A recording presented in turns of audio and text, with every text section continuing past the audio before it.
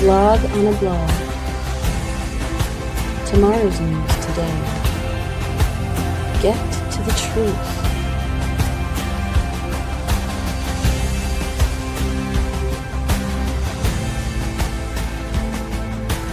Listen, learn, live. Visit us at yahowah.com.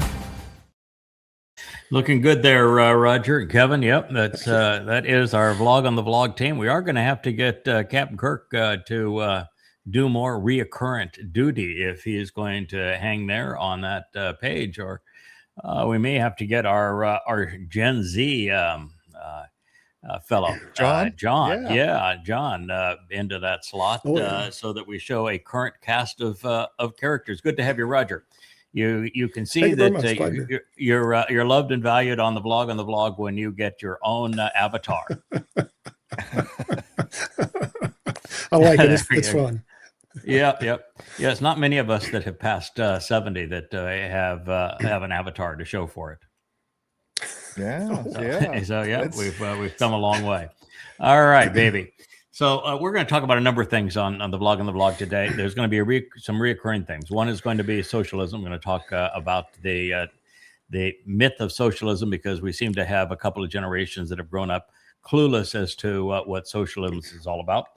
We're going to talk about a number of presentations of Muslims being Muslims and what's wrong with Muslims being Muslims and why that's not a good thing.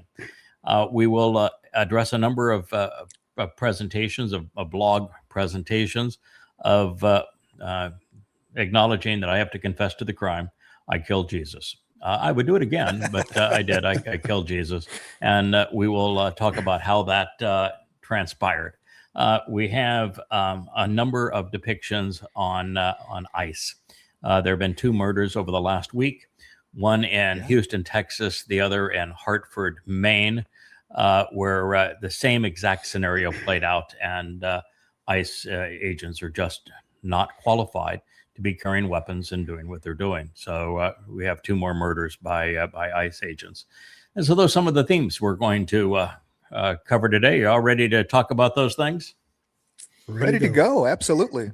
Okay. First here is that this Tony actually presented something that is correct. I had the privilege of being able to be among the very first people into communist China after Nixon opened it up for travel back in the time, way before there were enterprise zones.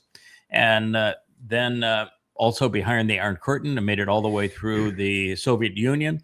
At the time, it was absolutely the Soviet Union. And one of the things you learn is that nobody is trying to flee a capitalist country to a Soviet utopia. They do not exist. And it's just astonishing that the people are so ignorant of socialism, communism, Marxism, fascism, that today's youth are begging for things that are so caustic to everything that they would value. I mean,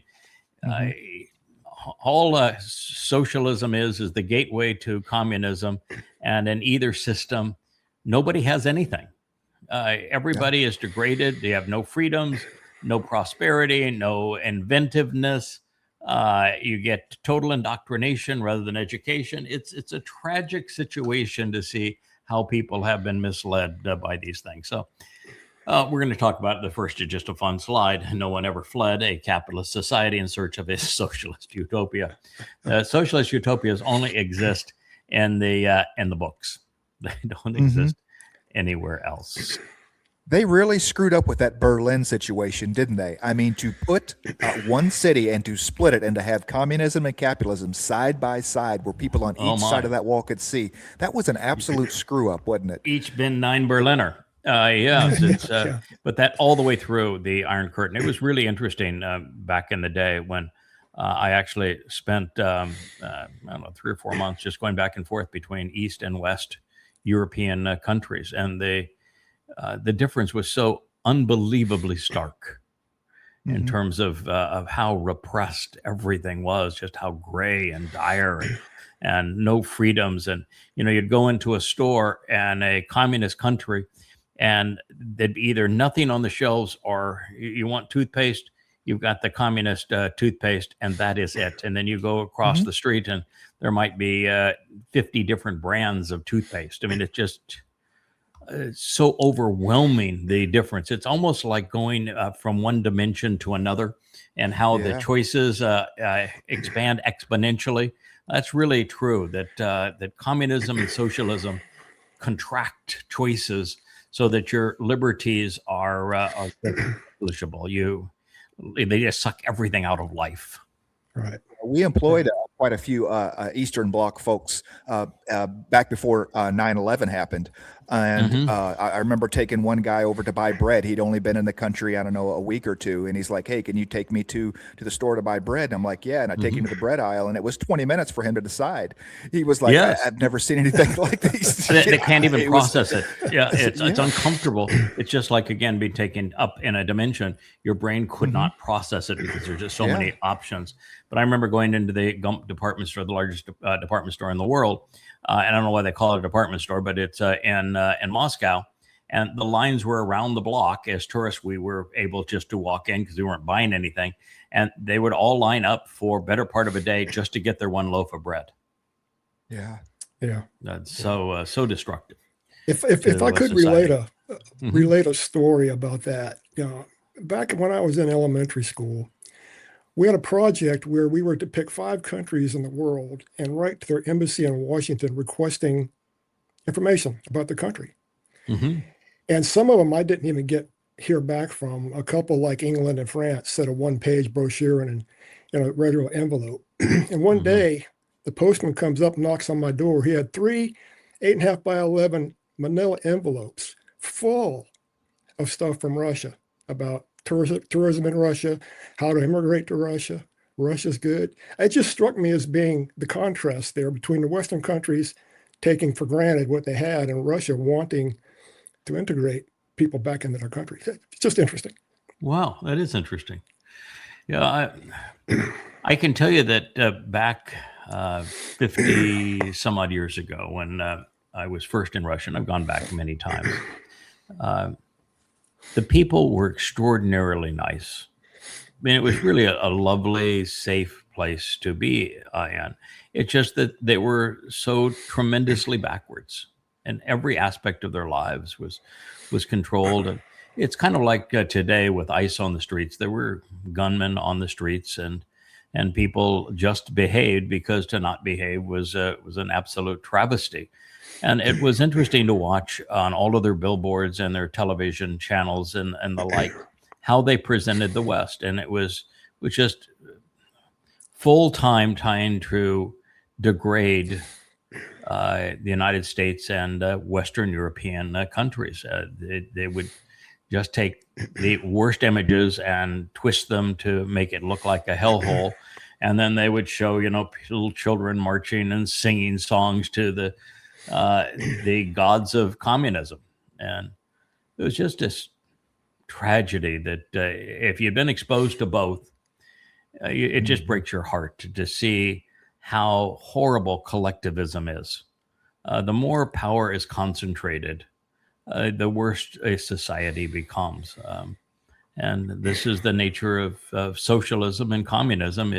It strives to concentrate power and to make decisions at a central level as opposed to having individuals make their own decisions and be responsible for them. And it just sucks all the life out of a society and of people.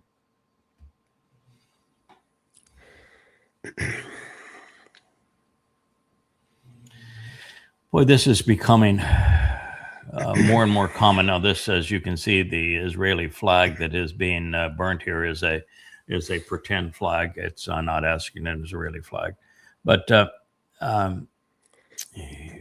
there is something now that's obviously common between Marxists, Muslims, and Gen Z. A complete lack of intelligence and morality. For even the fact that I don't like Israel's leadership. I don't like the divide between the Marxists in Tel Aviv and the Haredim in Jerusalem. I don't have any allegiance to either side and really despise the current government. But that's all said.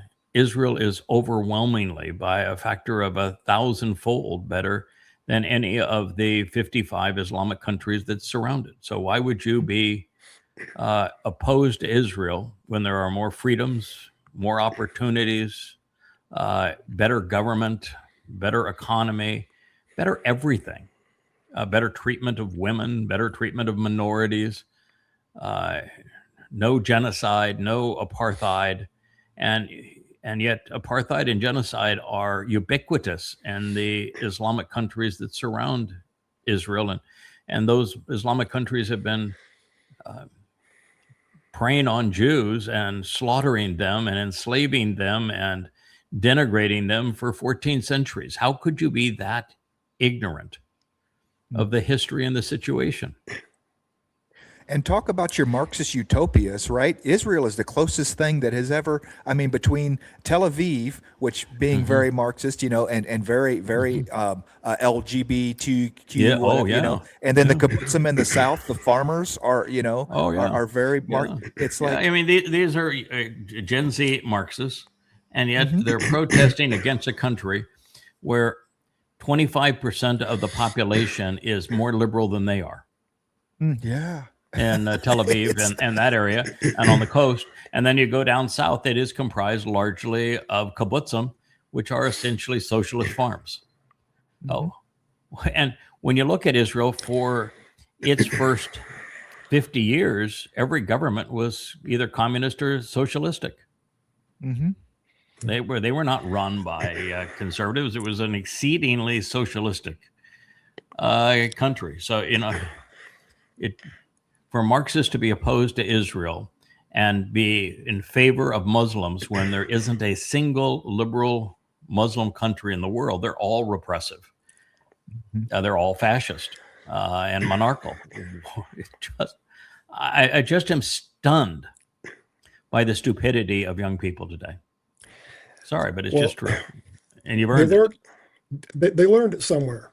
I mean, they didn't come out of the chute thinking that way. So they've been indoctrinated in the school system for a while now. That's where it's coming from. And their teachers, their professors, you know. Yeah. It's true that they have been indoctrinated. But after a while, that's not an excuse. I mean, I was indoctrinated in Christianity. Was indoctrinated by a father who was an anti-Semite and a racist. And you know, I broke free of it. It's not a life sentence to have gone to a school that preaches such nonsense. You can break free of it. You absolutely I did. You know, anybody can.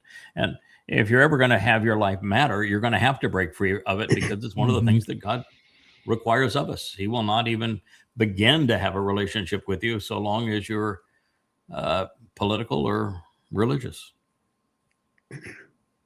Yeah, and that indoctrination is funny because, once again, it's Israel represents all the things that they love and all their social issues, you know, that they're indoctrinated with. The only thing that they're literally indoctrinated with is hate the Jews, hate Israel. That's right.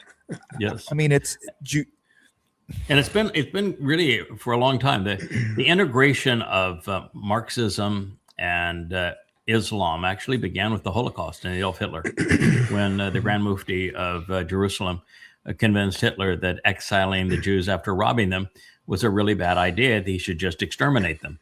And so that is really the integration, because at the time Hitler was absolutely a socialist. He didn't become a fascist until he really liked the snappy uniforms and the whole look of Mussolini, and he wanted a way to differentiate himself from communist Russia. So he kept the name, the Socialist German Workers' Party, but he rebranded himself as a fascist. But fascism and socialism are the same economic and political systems, just under different names.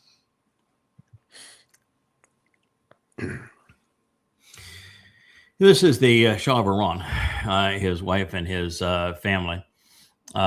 And this was a regime change operation by the United States. So you don't like the Ayatollah, you want regime change in Iran, then you need to know how Iran got to be the Islamic Republic. And the way that happened was that Jimmy Carter essentially deposed the Shah in a regime change operation and brought the Ayatollah back from France. And so the United States is responsible for the mess that is in Iran because we played political God, and the CIA and Jimmy Carter, the anti-Semite, replaced the Shah. And the only reason they replaced the Shah is that the Shah became too concerned about Iranians.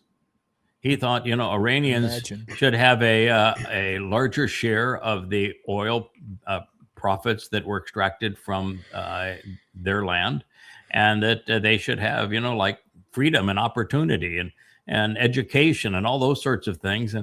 And the overlords in the CIA and the military industrial complex in the United States says, no, you're not going to do that. We put you in power because the Shah was a regime change operation by the CIA. We put you in power, and we put you in power to be our puppet. And so, no, the profits belong to us, and you're not going to interfere with what we want. And so they replaced him with the Ayatollah. Worked out really great, didn't it? Yeah. Yeah. I remember watching the Ayatollah walk down the ramp, the stairs from the airplane when he was coming back. That was a sea change operation. Yeah, from France, an Air France airplane. And he immediately took the U.S. Embassy hostage. So Jimmy Carter, that had orchestrated his return, was double-crossed by the Ayatollah, and he lost the election to Ronald Reagan because he couldn't free the hostages that were taken by the regime change operation that he sponsored. Yeah, and that resulted in a big mess in the desert where an airplane crashed. And yes, absolutely. Yeah, he tried. And it was like when Trump tried to free Captain Uranium from Iran, and they had all those burnt up airplanes. In fact, it was a far bigger fiasco when Trump tried to rescue Captain Uranium from Iran months ago. It's just that the media is afraid to challenge anything that Trump says is his narrative, and they weren't with Jimmy Carter. Yeah, and it as history repeating itself leads to the oil embargo that really hurt the economies around the world in the 70s. Yes. But all over that one thing, Strait of Hormuz again. Yeah. It's amazing how much oil comes out of that area that it can affect 20% every time. 20%. And right now it's going to be a lot worse because the Saudi Arabians have decided that they would bomb the Sana'a airport in Yemen, which is where the Houthis have concentrated. And in doing so, the Houthis have attacked the airport, main airport in Saudi Arabia. And so they're blowing up each other's airports.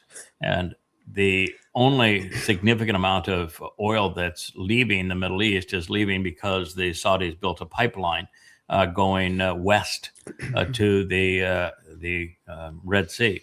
And the Houthis will shut that sucker down and start blowing up Saudi Arabian ships now that Saudi Arabia has decided to go to war with them. It was really dumb.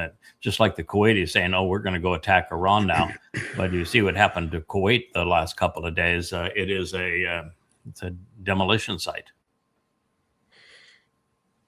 Yeah, the attacks have definitely been ramping up over there from the Arab states, the countries with flags. If you're saying, more and more, the state with flags. They're getting involved. Trump's MOU of surrender has become a regional war en route to becoming a world war. He's lost complete control. Also, you got the Mandeb Strait right there that the Houthis control. Yes, right. And they could plug that up, and you got a double whammy going on over there. Oh, of course. That's what I mean. That because that's right off the coast of Yemen, where they control the west part of Yemen. The original government controls the east part. Yeah, most people don't even know that the Houthis are not an ethnic group. They're not even a religious sect of Islam. There was a high-ranking government official in Yemen that had a personality conflict with his senior officers over spending and this kind of thing. He decided to break away, went north, and then he found that he could rally fundamentalist Muslims around him, and he created this concept of the Houthi. And then they went down into the south and conquered the capital, and have been really ruthless towards their own people. It's been a genocide against non-Houthi belonging Muslims there in Yemen. So these are really vicious clowns. The reason that you see them thumbing their nose at Israel and the United States holding AK-47s and swords is that they use their AK-47s and swords to suppress rebellion in Western Yemen.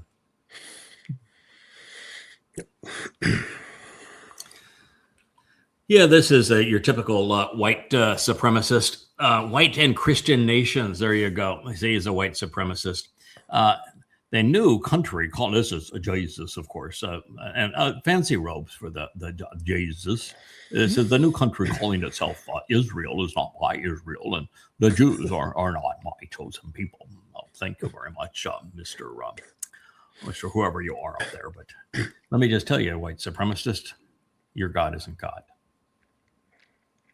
So you may not like Israel, you may not like Jews, but I'm here to tell you, rather than you being right, your God isn't even a God. So, Sawi, want to play?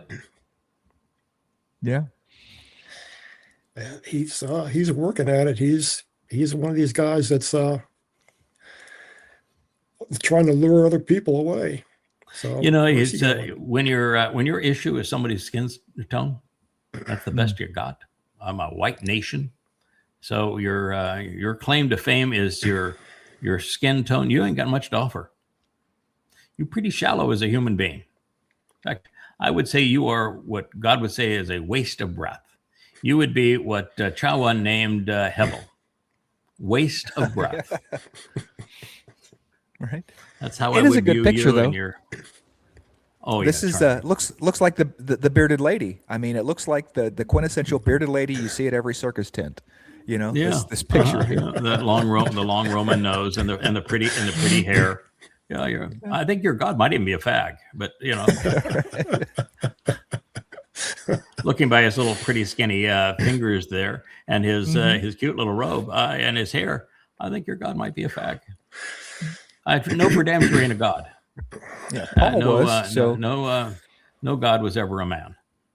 Mm-hmm. No men were ever gods. This is Salgado. He was 52 years old. He was working construction. He had been in the United States over 3 decades.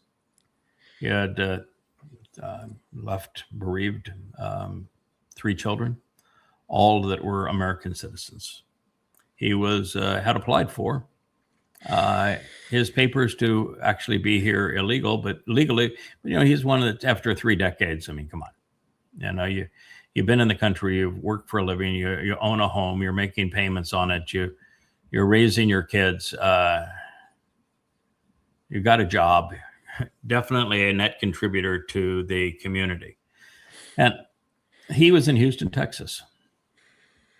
And the numbskulls at ICE, because they have no training and there's no intelligence test, there's no test of any kind. You just have to be a malcontent. The malcontents of ICE were out on a raid. They had a specific target that they were going after, and they mistook him for it.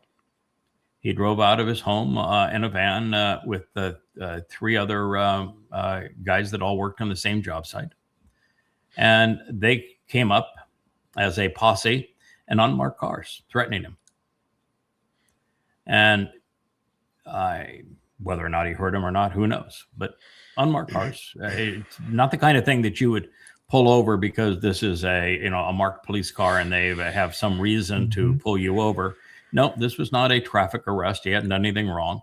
It's just unmarked cars pull up and they shoot him and they kill him. And the witnesses in the car have all been interviewed, and they said he didn't weaponize his car, and they just flat out killed him. Of course, the ICE agents don't have body cams. They're not like police. They're not trained like police. They don't go to a police academy. And because of Trump controlling the Justice Department and being so vicious, counties, governments, states are afraid to indict the murderers. And so you have no justice. You've got the brown shirts running the country without any ability for justice. And, if a bunch of goons in an unmarked car were threatening me and mistaken identity here. They thought that they had their prey, and they were trying to get him to surrender to them in unmarked cars. It was they made the mistake, and then they doubled down on their mistake by trying to deprive him of his freedom and threatening him, and then they tripled down on it by killing him. Yeah, and it's my understanding that they are, for lack of a better term, serving warrants. There are judges have issued for these overstayed, folks. And so in order to serve a warrant, they have pictures. Someone is identified. They know a routine. They know where they are. These mistakes should absolutely not happen. This is not, we're serving a warrant to the wrong guy and we shot him dead. I mean, that is an absolute travesty of justice. That just shows the complete lack of any training whatsoever that these guys are getting. And they shouldn't even be. Listen, the country was built by immigrants. The reason that there are so many immigrants now is because of America's stupid war on drugs. We have made everything from Colombia north unlivable because of kidnappings and all of the influence of the drug cartels. And people are just trying to get away from that. If America didn't have such an appetite for drugs and hadn't criminalized the whole thing to make it so profitable and so deadly, they wouldn't be coming. But those that have been here for 10, 20, 30 years, oh my God, leave him alone. He's a nice man. He's working for a living.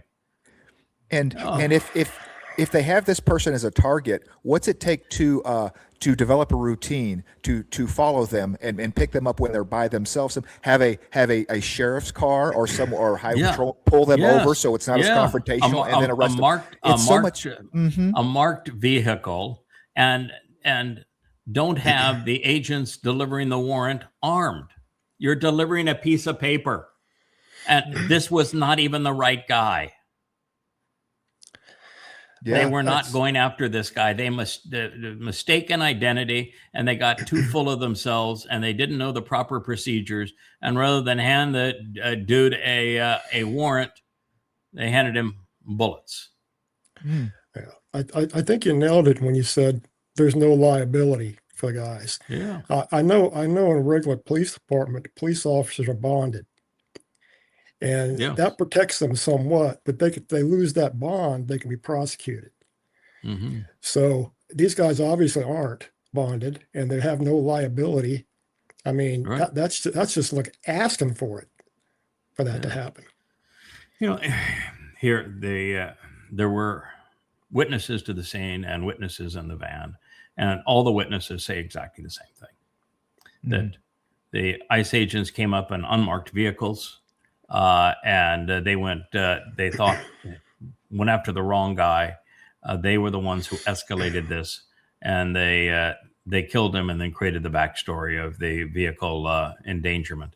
But it's because that has been their go-to backstory, even when it doesn't fit the evidence, as it will not in the next one that we will consider. So I'm sad because everybody talks about we're opening investigations, and yet we've seen all of the evidence of Preti and of Good and their killings, clearly murder, no justification of any kind for either one of them, and yet there have been no arrests, no convictions, no nothing. And look at Minnesota's a liberal state, and they're afraid to go after Trump's brown shirts. That's because they're terrorists. And the 3 witnesses were also arrested for what? Yes, they were watching their. I mean, they were because they don't want them to appear in court, so Yes. they pull them apart. They interrogate it. Now, you don't have the right. These are witnesses. These are not criminals here. And they interviewed them separately. And they had the exact same story, but they interviewed them separately. And then they were threatening the whole time to extradite them, without hearing, without trial. And they're still trying to get rid of the witnesses. It's repulsive. And all of these morons that are MAGAs that are saying, "Yep, this is what I voted for." This is just third world country thuggery. Yeah, it's the rise of the Fourth Reich. Yeah. Yeah, he was killed because his skin tone is a little darker than yours and mine. Yeah, this woman has a pretty good summary of the whole thing. I don't know if you want to listen to it, but she does a decent job of explaining the facts in the case.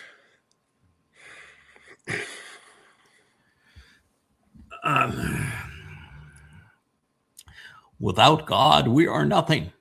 Yeah, well, unfortunately, his God is Satan. And with Satan, he's something. Yeah, you're looking right there. That profile, that is Satan. The prophets are never wrong. They described him to a T. This time, this place, this man, this attitude, these peculiarities and perversions. This is literally Satan incarnate, the most overt Satan has ever been. And if you're a Twistian MAGA supporting him, congratulations. You are now on the devil's team. That's Satan. Oh, and a direct ticket to Sheol too. You bet. Not just voted for him. You support him. You get to follow him to Sheol. He's going to demand naming rights. So you may want to be in the Trump wing of hell, but that's your call. It gets more and more obvious. It gets more and more obvious every day. I mean, yes, every day. His God is Satan, and he is his own God. So this is you can play the short video. It's about what Mecca was like before they found oil under the sand. They're eating lizards, and yeah, this is Mecca. This is Arabia.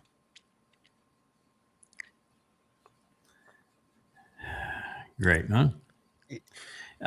My point is, and in writing the 5 volumes of Goddamn Religion, by covering the entire Quran, putting the Quran in the context of Muhammad's life using the chronological hadith collections, the result is that you recognize that Islam is so unbelievably stupid that the Quran is the worst book ever written by any moral standard, by any literary standard, by any originality standard. The Quran is just the dumbest, worst book ever written. And so you recognize that this promise of you go kill a bunch of people and you rape people and you rob them, and your God loves that and wants a 20% cut of whatever you rob and enslave and rape, and he will not only take his 20% cut of what you rob and rape and plunder, but that he will guarantee you the opportunity to have perpetual virgins in paradise as a result of you being a terrorist, thief, and mass murderer. To sell something that's stupid, Islam had to be conceived in a place like Arabia, where civilization passed. It was this vast ocean of sand. The Romans didn't go there. The Persians didn't go there. The Greeks didn't go there. Nobody went there. There was the Egyptians didn't go there. There was no contact with intelligent life Here, I mean, the camels were no dumber than the people who conceived Islam, and it is the only place where a religion this stupid could have taken root. And from the point that it took root, over the next 100 years, they killed 200 million people and essentially terrorized all of the Islamic countries that we know now into submission. And they continued to kill from 700 CE to 1600, continuing to be apartheid and genocidal and terrorists. And so it's a religion built on terror. It's an interesting aside. I saw this morning where Trump's now demanding a 20% tariff, 20% toll on ships passing through Hormuz. Yes, he's the guardian of the sea. Yeah, we'll get to a clip on Trump on the 20% toll, because in a normal world that would have gotten him impeached.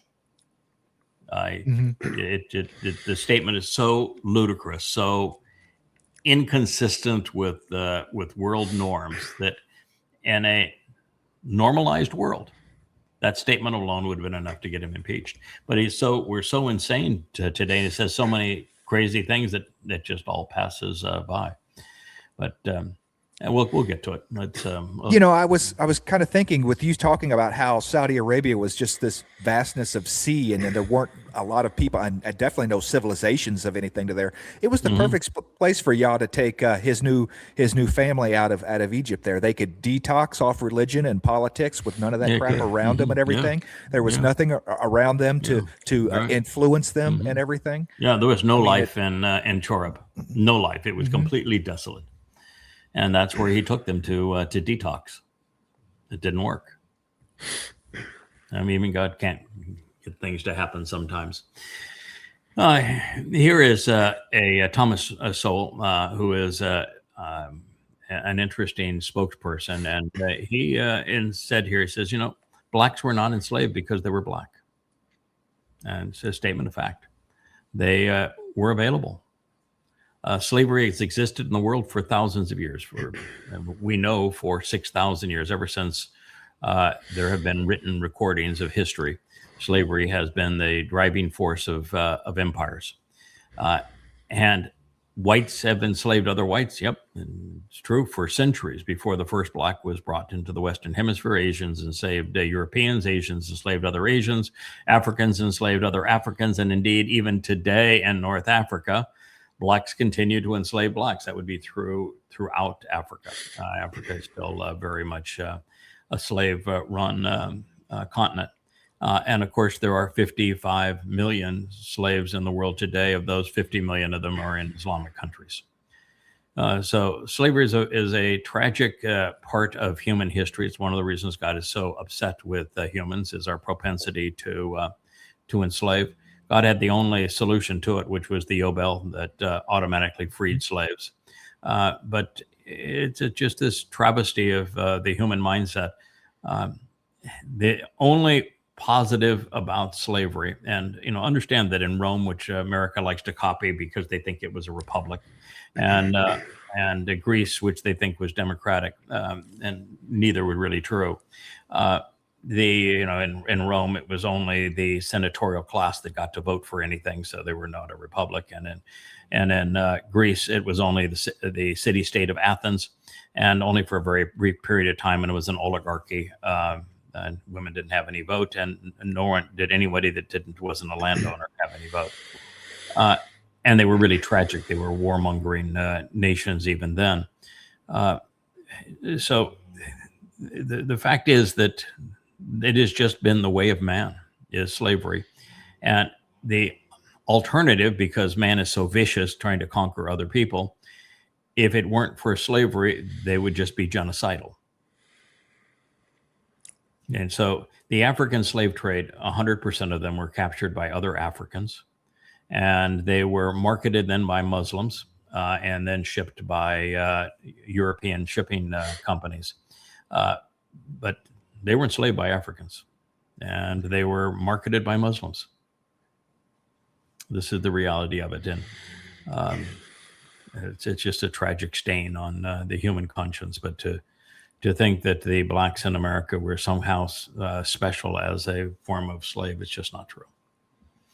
Yeah, and the Palestine really are a proof statement for your comment about, if they weren't enslavers, they would just be genocidal, because Right. I mean, They just kill them. The Palestine had no redeeming qualities whatsoever, and that's what happened to them. They weren't even useful as slaves. Yeah, they were so vicious as an invading group that came from Crete, and they were the dropouts of the Punic society.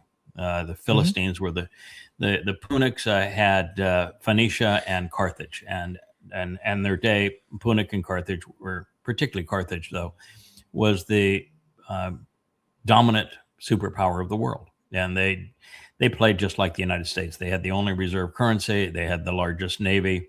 They didn't conquer countries. They just put military bases throughout them, and they got a cut of all world trade. And so Carthage was yesteryear's United States. And but they had some standards, and the Philistines were those that just didn't fit in. They were the rabble rousers. They were all sent away, and they went to the area of Gaza, and they began to terrorize everybody around them, the Egyptians and the Jews. And eventually, they got their clock cleaned. They really got hammered, and they are long extinct. There hadn't been a Philistine in a very long time, and the only reason that they were exterminated as opposed to enslaved and hauled off into other countries is they were too ruthless to be slaves. The real Cretans. They were the real Cretans. They were the first of the real Cretans. The thing that took place in Maine with the killing of I think it was a 30-some-odd-year-old father of a 3-year-old girl, exactly under the same circumstances, and the senator there, I think it's Collins is her name. She got a break because the Democrats actually nominated a lobster fisherman who was abusive of women. He was a socialist, but a lobster fisherman that liked to beat up women. And so he had to resign from the ticket. I don't think they've come up with a replacement, but they really want to take Maine to control the Senate. And she is pro-ICE. And so this may be enough to turn that seat, even though the Dems at this point don't have a candidate because they nominated a sexual predator. Good for them, huh?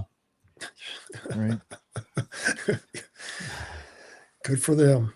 Yeah, good for them. Oh, here we are. I don't know if we're George Washington or Napoleon, but these boneheads that want to promote Trump as this glorious warrior leader may want to look at his draft records, because you're looking at PFC bone spurs here.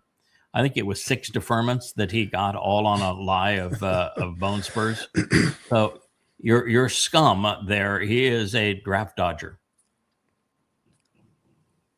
And oh, by the way, he's doing about as well as the U.S. did during the Revolutionary War. Most people don't know, but during the Revolutionary War, the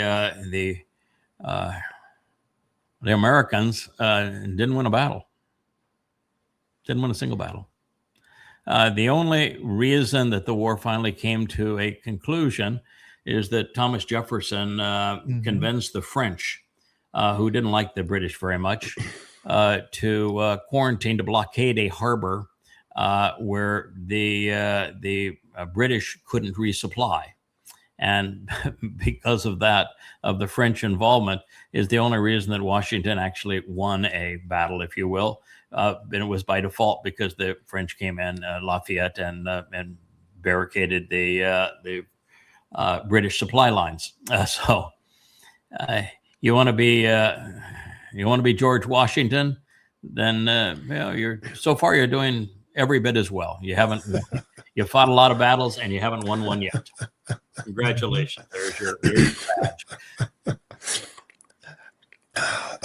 Yeah, the United States was bankrupt after that. I mean, that's the currency was kaput, the whole, and so we're It headed was a right very down the unpopular, same. very unpopular revolution. And the fact is that the overall British taxation at the time was in the 1% range, and after the war, it jumped up to almost 20%. So if the war was representation without taxation, you were a hell of a lot, or taxation without representation, you were a lot better off under the Brits than you were under the revolutionary colonists, for damn sure. Wasn't there a man, I can't remember his name, that basically financed the It's a Jewish revolution? man. Jewish man. Jewish man. And they never paid him back. No, of course, no. And don't even give him credit. He's the only reason the American Revolution succeeded, because he financed it. Yeah, it's a Jewish man. Solomon, I think was his name, but from Europe, and he gave his entire fortune to it. So here, black and white, brown, everybody is equal. Everybody's equal in Islam. Let's see, are there any women in that picture? No, there are no women in that picture. Okay, and picture here happens to be AI, because, well, guess what? In Islam, everybody, by the very concept of Muslim, means slave to Allah. So everybody, if you want to say, is equal in Islam, well, then they're all slaves. Congratulations, you have just been put at the bottom of the tier. So you can all be equal as slaves if you want to all be equal as slaves. Women are the slaves of Muslim men, and Islam was literally financed through the slave trade. Every one of the 77 terrorist raids that Muhammad led, he prospered by enslaving those he didn't kill and rape. And he sold children off as slaves to finance more horses, camels, and spears and bow and arrows. That's what he did. If it wasn't for the slave trade, Islam would not exist. And so to promote Islam as liberating, you have to be a complete moron. And if you don't know the truth, then go to yahowah.com, read Goddamn Religion, and learn the truth. And then you'll be in a position where you can say, no, this is really, really stupid.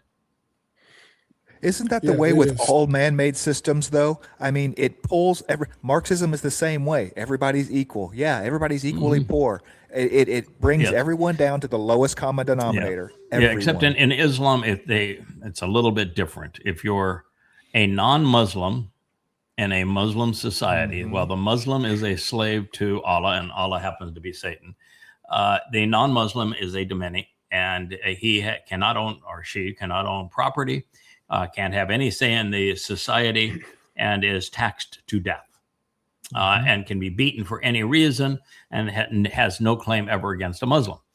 Women are property. So half the population is nothing but property. So in socialism, everybody just kind of is at a bottom level. And Islam, everybody is at a bottom level, but there's a bottom and a bottom and a bottom below the bottom. So there's 3 levels of bottom below the bottom. Women, non-Muslims, and the countries all run on slaves. Islamic countries do, because Muslims don't work.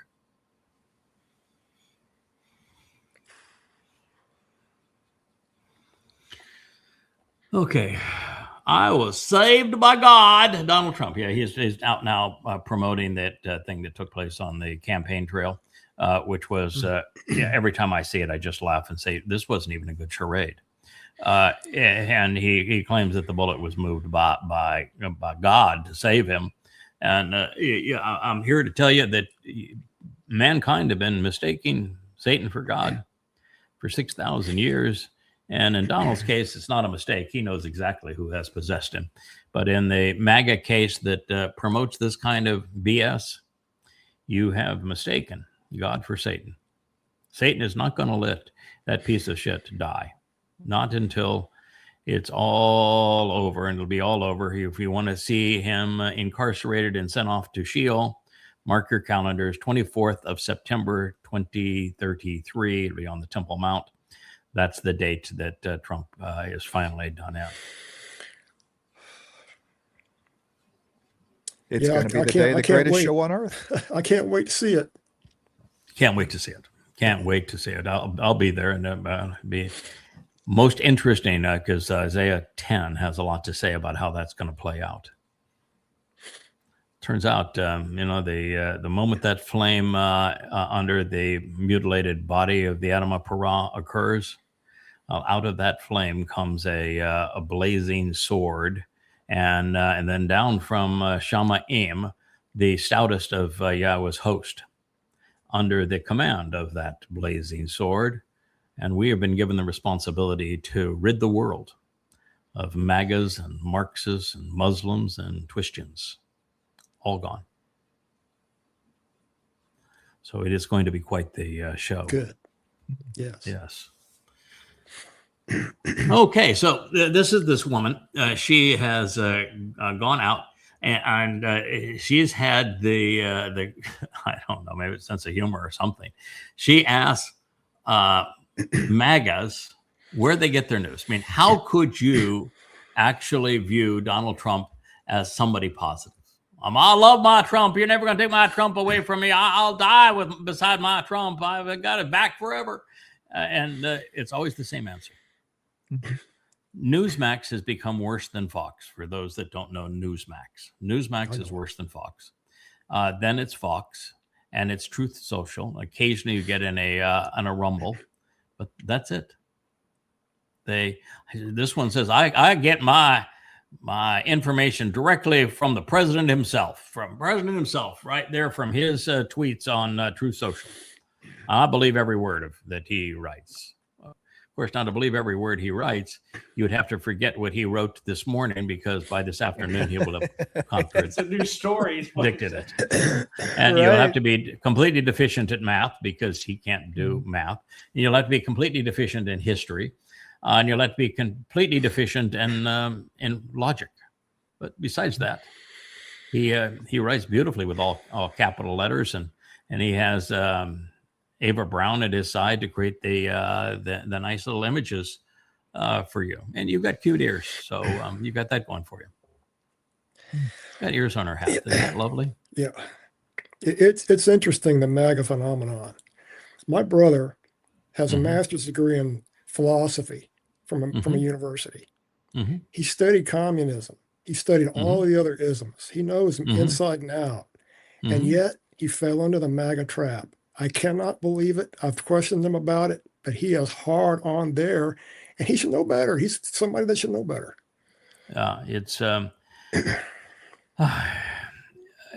every time that I'm confronted by somebody that is promoting this, you just say, what a complete waste of a soul. What a waste of a human life. It is so obviously demonic what he says and does. He is such a overt liar, so chaotic, so incompatible with anything that one would consider human. I can't even feel sorry for them. I'm totally and completely disgusted by them and the hell they have brought on the world. And what these demonic little helpers don't know is that Donald Trump is Satan. I mean, there really is a Satan. Donald Trump is Satan incarnate. Just the truth. Yeah. If you don't think so, go to yahowah.com and read Et Sarah, Time of Trouble, 825 pages, and it's proved conclusively. Now, I would play this because I want you to see that white car that's just above the triangle there is going to, that car right there is going to slowly, I think it's 4.5 loops. It may not, this one may have cut in late. I think this one did. But one of those that I tried to send to this page, 4.5 loops, just about this page that you would walk going in circles in that intersection, which means that the driver is dead. He's hunched over the steering wheel. When he was killed, he would have fallen to the right side. He can't fall to the left side because of the door. So he fell to the right side. His hand then pulled the steering wheel, and so it's the car is in idle, but it's still in gear, and so it's just going in circles. This means they had already killed him. Mm-hmm. Go ahead and play it. See, it's about as fast as in fact, even slower than a person would normally walk. Mm-hmm. This is not somebody trying to use their car as a weapon. This is a so this was only one loop. There's actually 4.5 loops by that car, and by that time, the driver's long dead. They shot him through the front windshield. And so this idea that he was using his car as a weapon is absolutely and totally, completely ludicrous. They just murdered him, and mistaken identity. The pictures I've seen show a white vehicle, or they did some sort of pit maneuver on him to get him to stop. Not him to stop. He's dead already.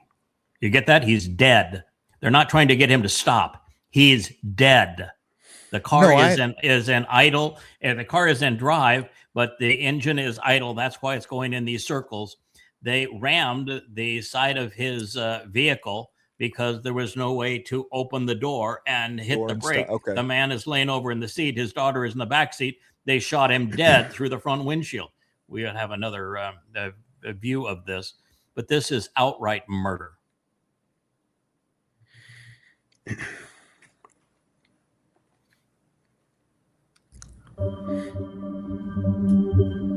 Yeah, see there they are. That's the 4.5 loops, and so rather than this notion that he was using his car as a weapon, and they were trying to shoot him for him fleeing. No, the car that's after he had done 4.5 loops and being already dead in that intersection. You see? Okay, that's how they stopped it. Right. Okay. So that's how they stopped the car with a dead driver. Right. He is flat out dead at that point. And then they had their audacity to haul him out of the car, bleeding from gunshot wounds to the head, and they handcuffed him, and he laid there on the street, bleeding out for 5 minutes before he got any medical attention. I mean, this is America. This is what America has become. You know, I've been all over the world, 175 countries. I don't think I've ever seen a country this despicable. I got to comment on that. You know, I was a fireman for 8 years, and we used to roll up on accidents all the time. And a lot of times the police were there before we were. I never once saw a police officer perform any kind of first aid. And I went up on hundreds of those, not a single time. They'd wait for us to get there. And that could be the difference. That 30 seconds or a minute can be a difference. Right. And they're all trained to be able to do it. Yeah. They just won't do it. Nope. Not going to touch that guy. Not going to try to save that guy. Nope. And here, these guys shot him. And rather than help him, they went over, had a consult, and said, what's going to be our story here to justify this? And these two guys that are right there in the door and the window, they're coming up with their backstory. Anyway, let's keep on going, because I know I have one that has the 4.5 rotations of the car. Oh, yeah, okay. Jesus was white. No, Jesus is dead. I killed him. You don't think so? Read the 5 volumes of Twistianity, free at yahowah.com. I killed him, and he did the I did. This is just pathetic. These are back to we want to be killers for God. The next crusade is going to be lit. They look like ice, don't they? Mass all covered up. Yeah. Killing for pretend gods. Good for you. Dark aesthetic. It is a very dark aesthetic. I mean, yeah. Killing for fake gods. No wonder people hate religion. Oh, so here's this Marxist, a really nice coat there. Really, you got to love the jacket. And he says, China was never the problem. China never stole a single job. Our jobs were sent to China by billionaires who didn't get an F about their country or the workers and only wanted to increase their profits. First of all, he's a Marxist. So why would he have a problem with the people working in a communist country? Right. Why wouldn't he want to support the should be, the economy of China? Should be paradise, right? So congratulations. And by the way, there was never a job that was exported. Never one. No. And the people that run businesses like that are very, very, very seldom billionaires. Very, very, very seldom billionaires. And they're not exporting jobs. The last thing they want to do is make a product overseas, because you lose control of your patent rights when you make a product overseas. Your tool can be loaned out to other people.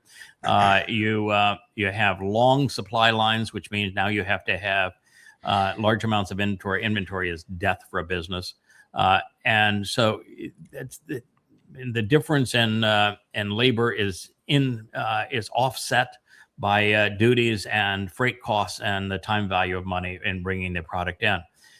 So the only reason products are made overseas is because they can't be made here.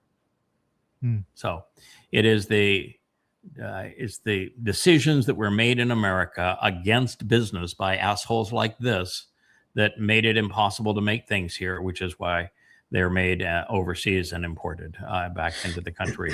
We just have complete ignoramuses as it relates to all of this, and they want to condemn the very businesses that created the country that they now want to besmirch. Going to say that better be a faux fur coat, otherwise he's in a lot of trouble. He's a twerp. Wouldn't it be great if all the socialists in America went to a socialist country? So I up at the top there, if you look at the top, I have listed, please go to the top. I have listed the that's what the socialist communist paradises are. So the Marxist-Leninist states in the world today are China, but that's only the government, because China's economically is run on free enterprise. Cuba, that's a lovely place, right? Laos, Vietnam, and North Korea. You love communism, baby? Go to one of those places. Socialist governments include Venezuela, Bolivia, Angola, Mozambique, South Africa, Namibia, Portugal, and Mexico under the Morena Party. So, do you think communism is such a good thing? Socialism is such a good thing? Which one of those countries do you want to move to? Constitutions which claim socialism are Bangladesh, Nepal, Nicaragua, Portugal, Sri Lanka, Tanzania, Algeria, Eritrea, and Guyana. Now, what do those places have in common other than abject poverty and being hellholes to try to live in? Right. I mean, how stupid do you have to be a democratic socialist? My best friend on this island, she calls herself a democratic socialist. Read the damn Post. Which of those countries do you want to go to? It is always fails, always 100% of the time. That's why when I see the response to that is always Sweden. No, Sweden is a successful socialist country. No, it's not. There is no socialism at all economically in Sweden. The productivity is all in private hands. In fact, in terms of government influence and the means of production, if you compare the United States to Sweden, the United States is much more socialistic than is Sweden.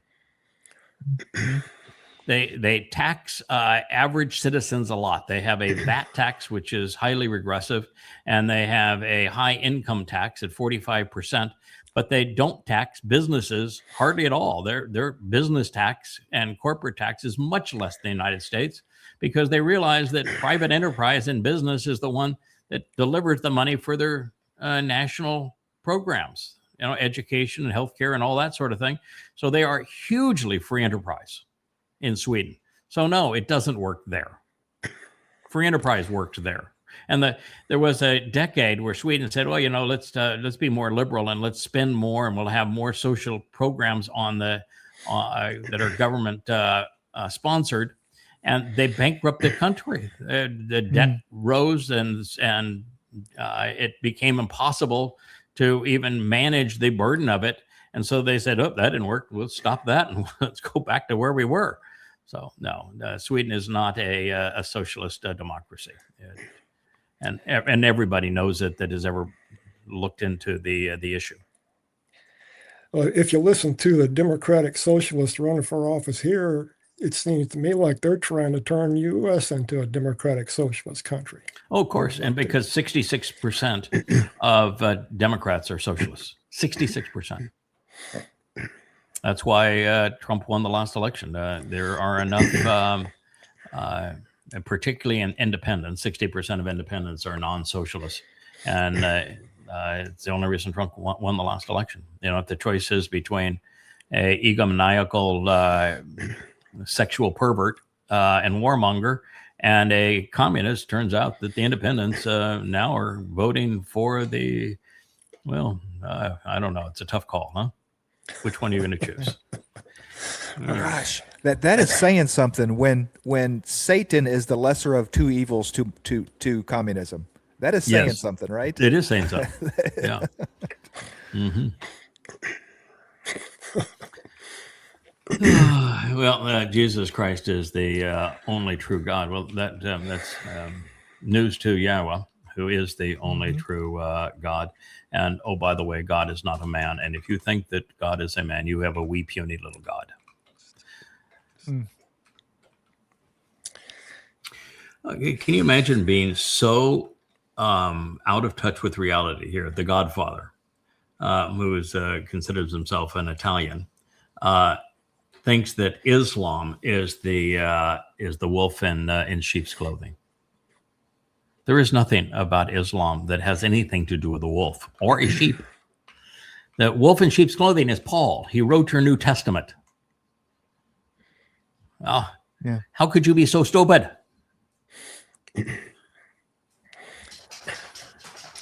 Oh, yes. Jews are the enemy of all men. Yeah. The Christian New Testament is a vile anti-Semitic trope. It was written by a demon-possessed man, Paul. And he's overtly admits that he's demon possessed in the second letter to Corinth. He is just a mean-spirited, sexually perverted, egomaniacal thug who created a pretend God by counterfeiting what was said about David.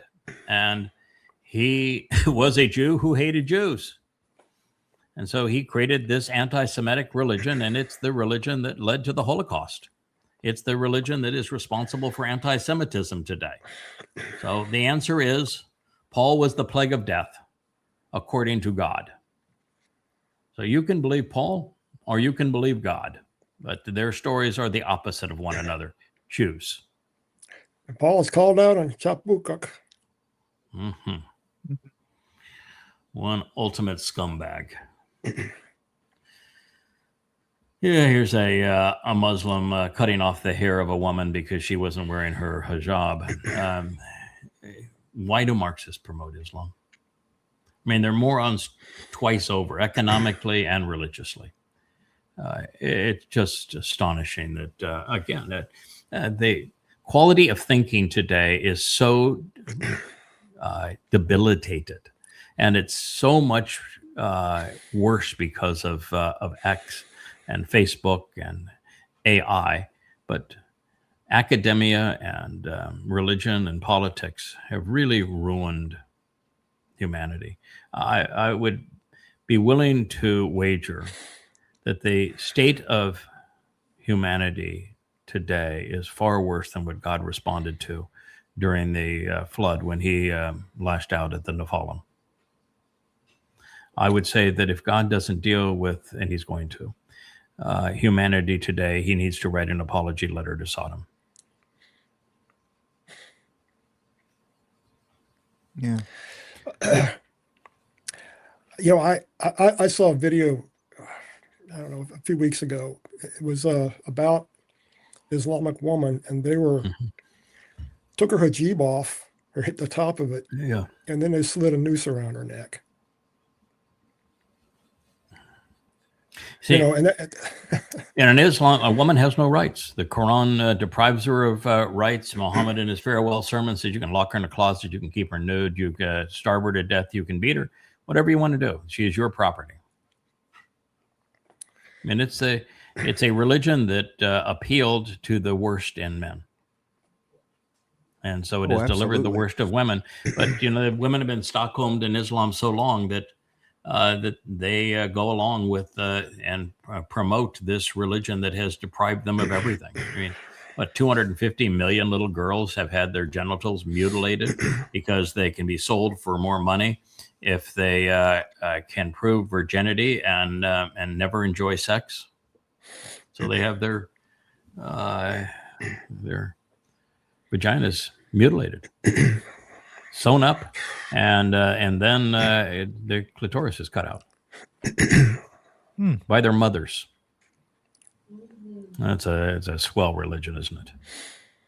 Yeah, and to imagine that we try to think how barbaric things were back in medieval times, even further back to your Nephilim times, right? The flood, that how barbaric our imaginations go to, how bad man must have been.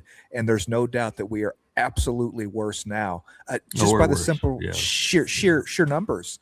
Yeah, we're far worse than we were back in the time of Sodom, back in the time of Imperial Rome, back in the time of the Nephilim. Mankind has never been as depraved as we are now, as heartless, thoughtless, immoral, ignorant, irrational.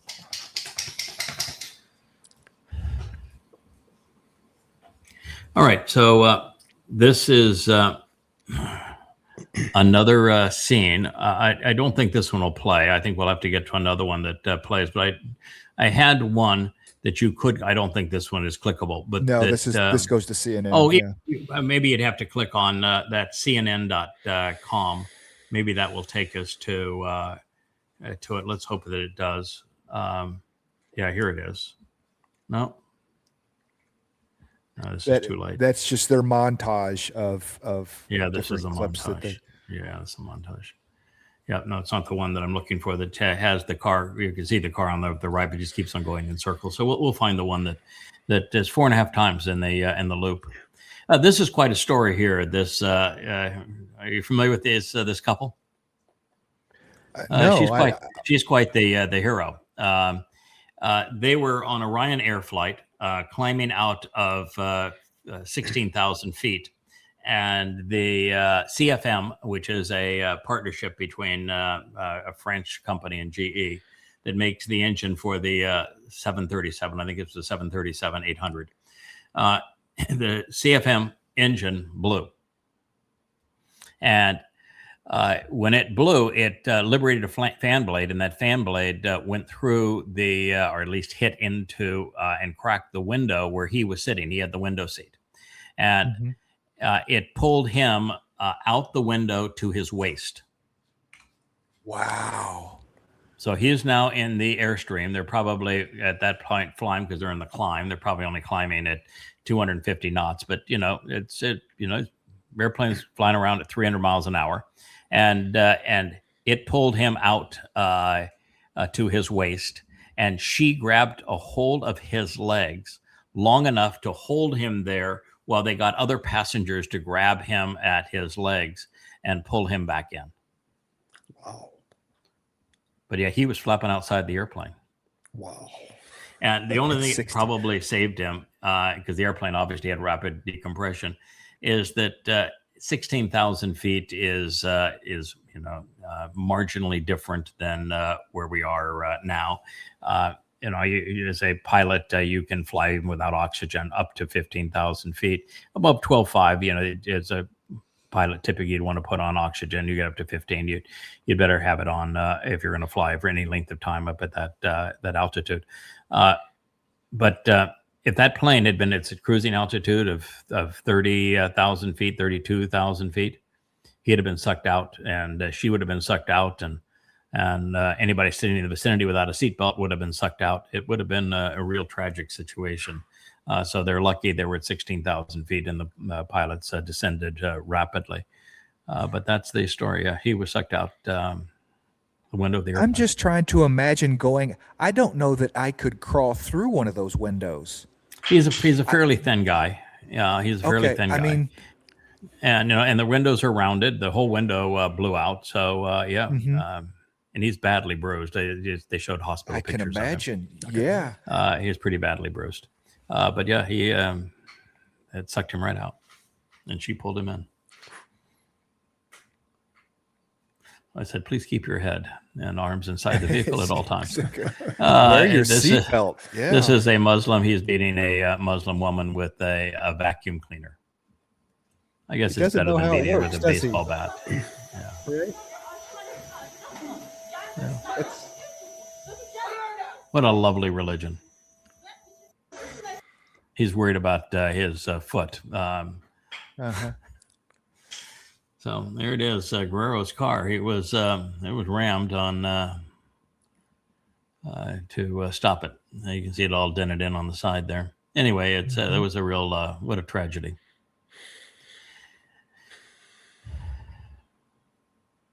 Not a world is waiting. Yeah, their world is waiting for Trump in a body bag.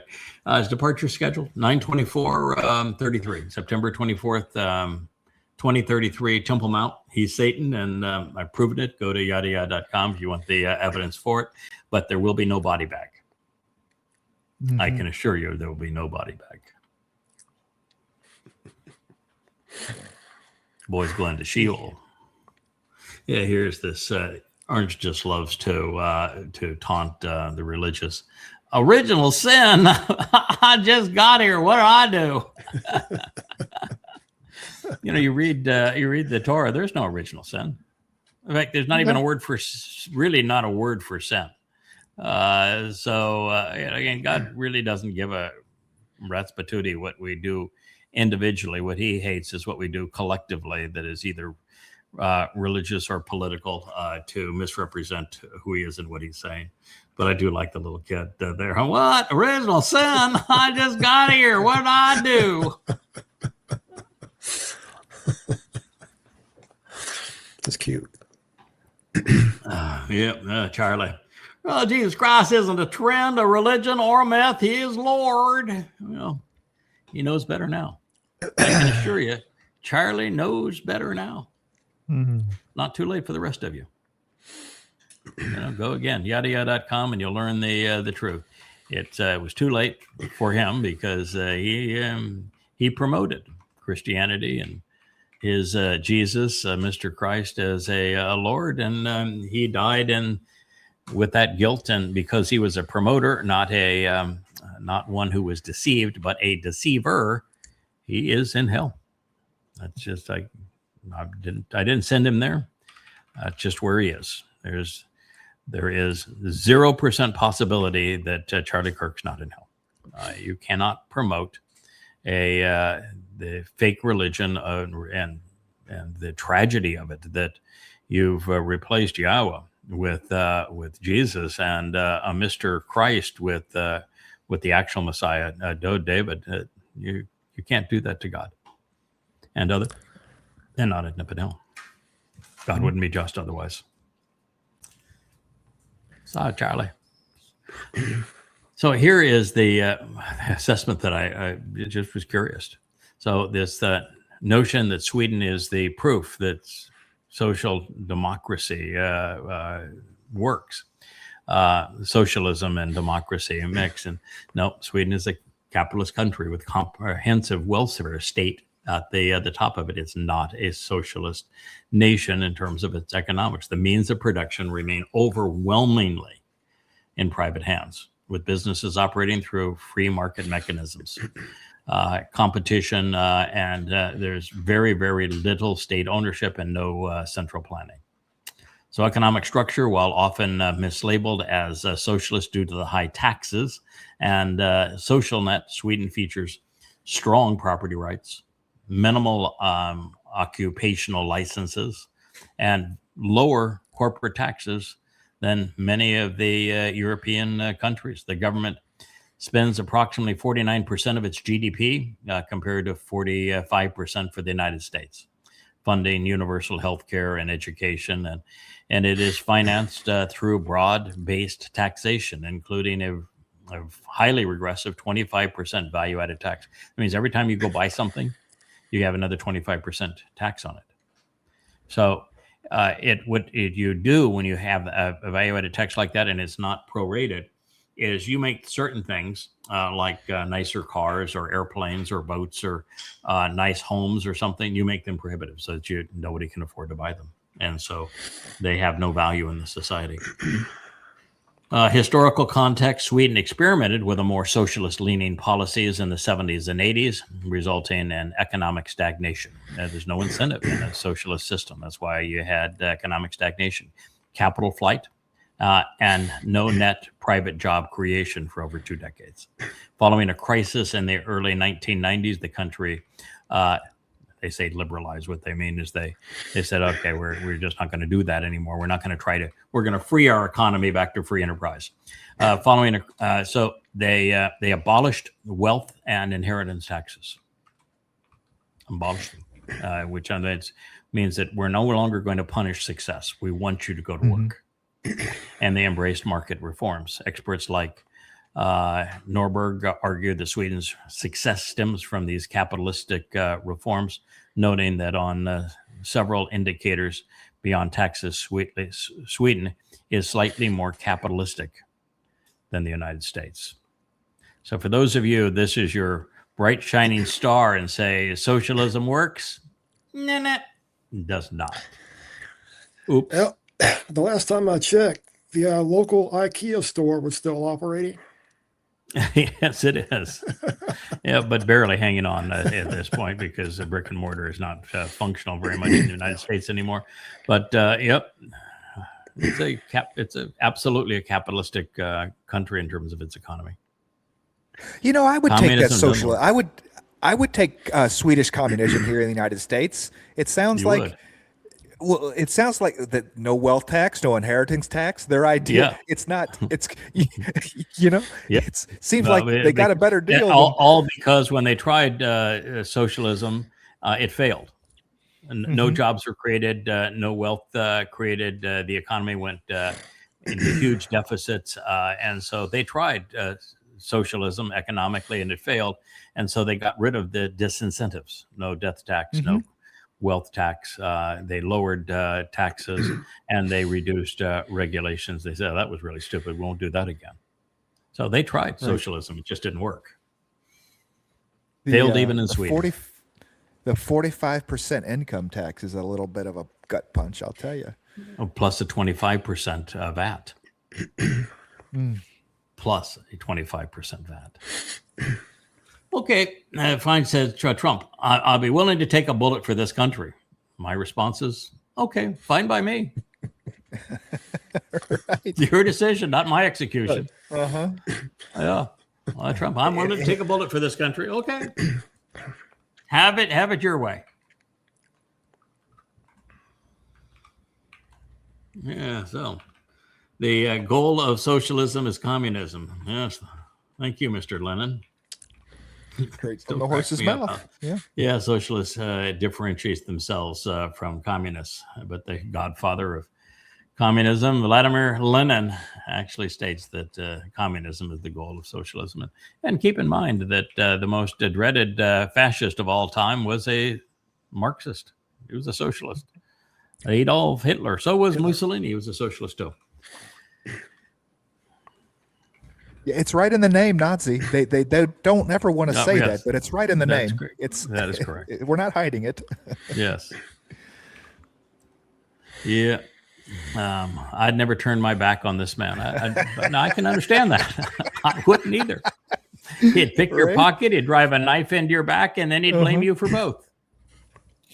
Yeah. I wouldn't do that if I were you. Not a guy. I wonder what the guy was. Where the guy was with the ketchup bottle. I guess he's out of shot here. You know, the more I have thought about this, yes, Trump grew up around the 80s and 90s with Vince McMahon, right? And the wrestling, it is a very well-known old wrestling trick to keep a razor blade and just slit that part of your ear. I've even think I've heard him talk about it before. That Trump talk about it previously about how they fake things in wrestling and stuff. That they slice that part of the ear and it bleeds. When he had his hand go to his ear after hearing the shot, he could have easily done that, or he could have just such a wimp, here's Private Bone Spurs here. He could have just busted a little package of red dye or blood coloring ointment. But no, I think this is, when you look at everyone and the way they responded to this and the fact that he has no injury on his ear of any kind, it is a fraud. Yeah, this is insider trading, but this is what's happening in Trump world. You bomb Iran, oil prices rise. Once they've risen, then you sell the stocks. Then you talk of an imminent peace. We won the war. It's Gulf of Hormuz is going to be open, and oil prices drops, and then you buy the stock based upon the low condition, and then you go bomb Iran so that the prices go up again, and there goes the cycle. It's Trumpian, but it's a felony. So those of you who have done it, you are committing a felony. I think I saw something a couple of days ago where there was one period of time, a week or two, where Trump, someone representing Trump, made 27,000 trades. Yeah. Oh, Trump has had like 80,000 trades in the last 2 years, and when you look at the shorts market for Brent crude futures, it's all tied to Trumpian statements. We have a deal, we don't have a deal. We have a deal, we don't have a deal. All that kind of stuff. So it's true. We can play this one because I would say that when Trump comes out and says we're going to have the guardians of the sea, and that we're going to charge 20% for providing this service. After he says no one's ever going to charge fees, and he's even had Rubio out there saying that the international law does not allow you to have a tariff on transport, and the Iranian tax was going to be between 1% and 2%, and then he comes out with 20%, and we're going to charge this because we're going to be the guardians of the sea.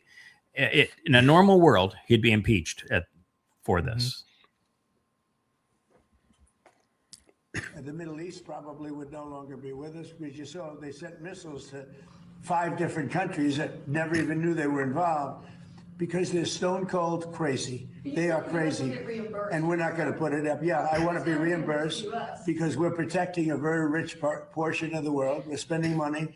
And so what we've done is we are going to be reimbursed for protection. We're protecting by the countries that we're helping. Just like the mafia. Instance, you look at the 5 countries. You have Saudi Arabia, you have UAE, you have Qatar, or Qatar as I always say, you have Qatar, Bahrain, and by the way, you have others. You have Kuwait, and you have others, and they will do very well.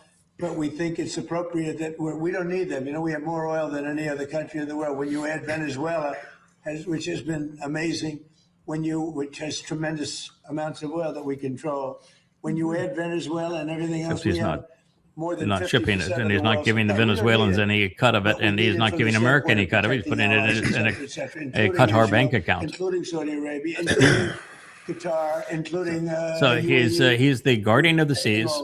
He's going to control the Strait of Hormuz, and he's going to charge a 20% fee. So we should not have the Iranians controlling the Strait of Hormuz and charging 1%, because that's just wrong.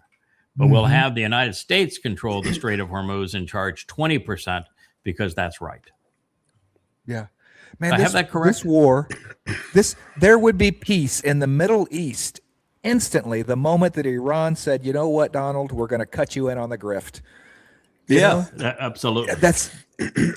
Everything goes away. That is all he cares about. Cut you in on the grift. But you're a little bit of a piggy here. If you want 20%, we're only taking one. We can take that up to 2, and we'll give you, we'll give you half of it. But you have to be comfortable too. Listen, if the United States and the Guardians of the Sea could open the Strait of Hormuz, do you think the United States would have opened the Strait of Hormuz? Right. But the reason the Strait of Hormuz isn't opened by the United States, and every time that the United States tries to say, "Oh, come on, we got you covered," and the ship blows up, is because the United States can't open the Strait of Hormuz. So your Guardian of the Sea is BS, pal. And on top of that, you're sounding like the Godfather, that you're going to take a 20% cut on other people's business just because you have a gun pointed at their head. Congratulations there, pal. You are now officially the Godfather. Yeah. Too bad that you're using the United States military as your goons and your mafia enterprise. Too bad that there's MAGAs out there that are supporting you using the U.S. military to support your Godfather ambitions. Isn't the head Godfather called a Don? Yeah, he is a Don. Yeah, we have Don the Godfather. Yeah, that's good. I like that. No deal with the devil, but excuse me, he is the devil. Literally, he is the devil. So now what? But it's a really nice sword, and he killed a monster. It's that clever.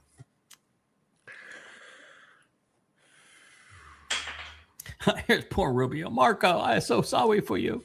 Marco is saying, that's the law. It's an international waterway. No country is allowed to charge tolls on an international waterway. That is international law. That's the way it is all over the world. And that's the way we expect it will be there. Marco? Trump to Marco. You're off script there, Marco. I want to charge 20%.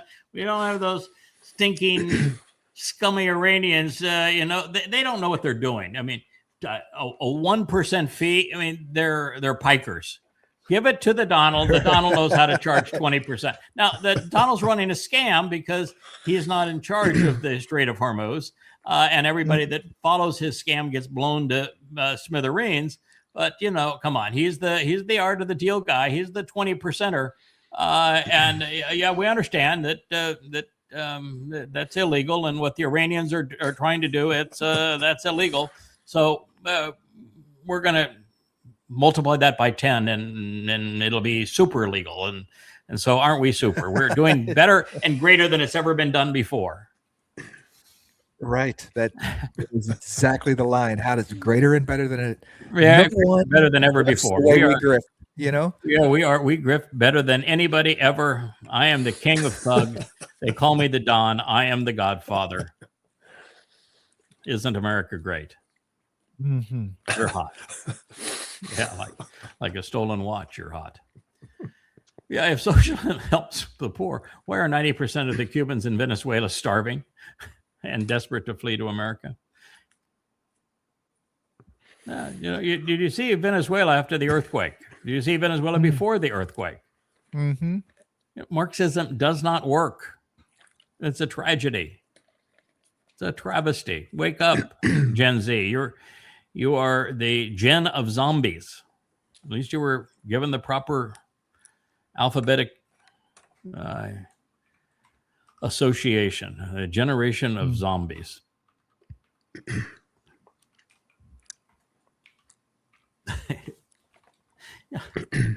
Christians have got to be the dumbest people on the planet.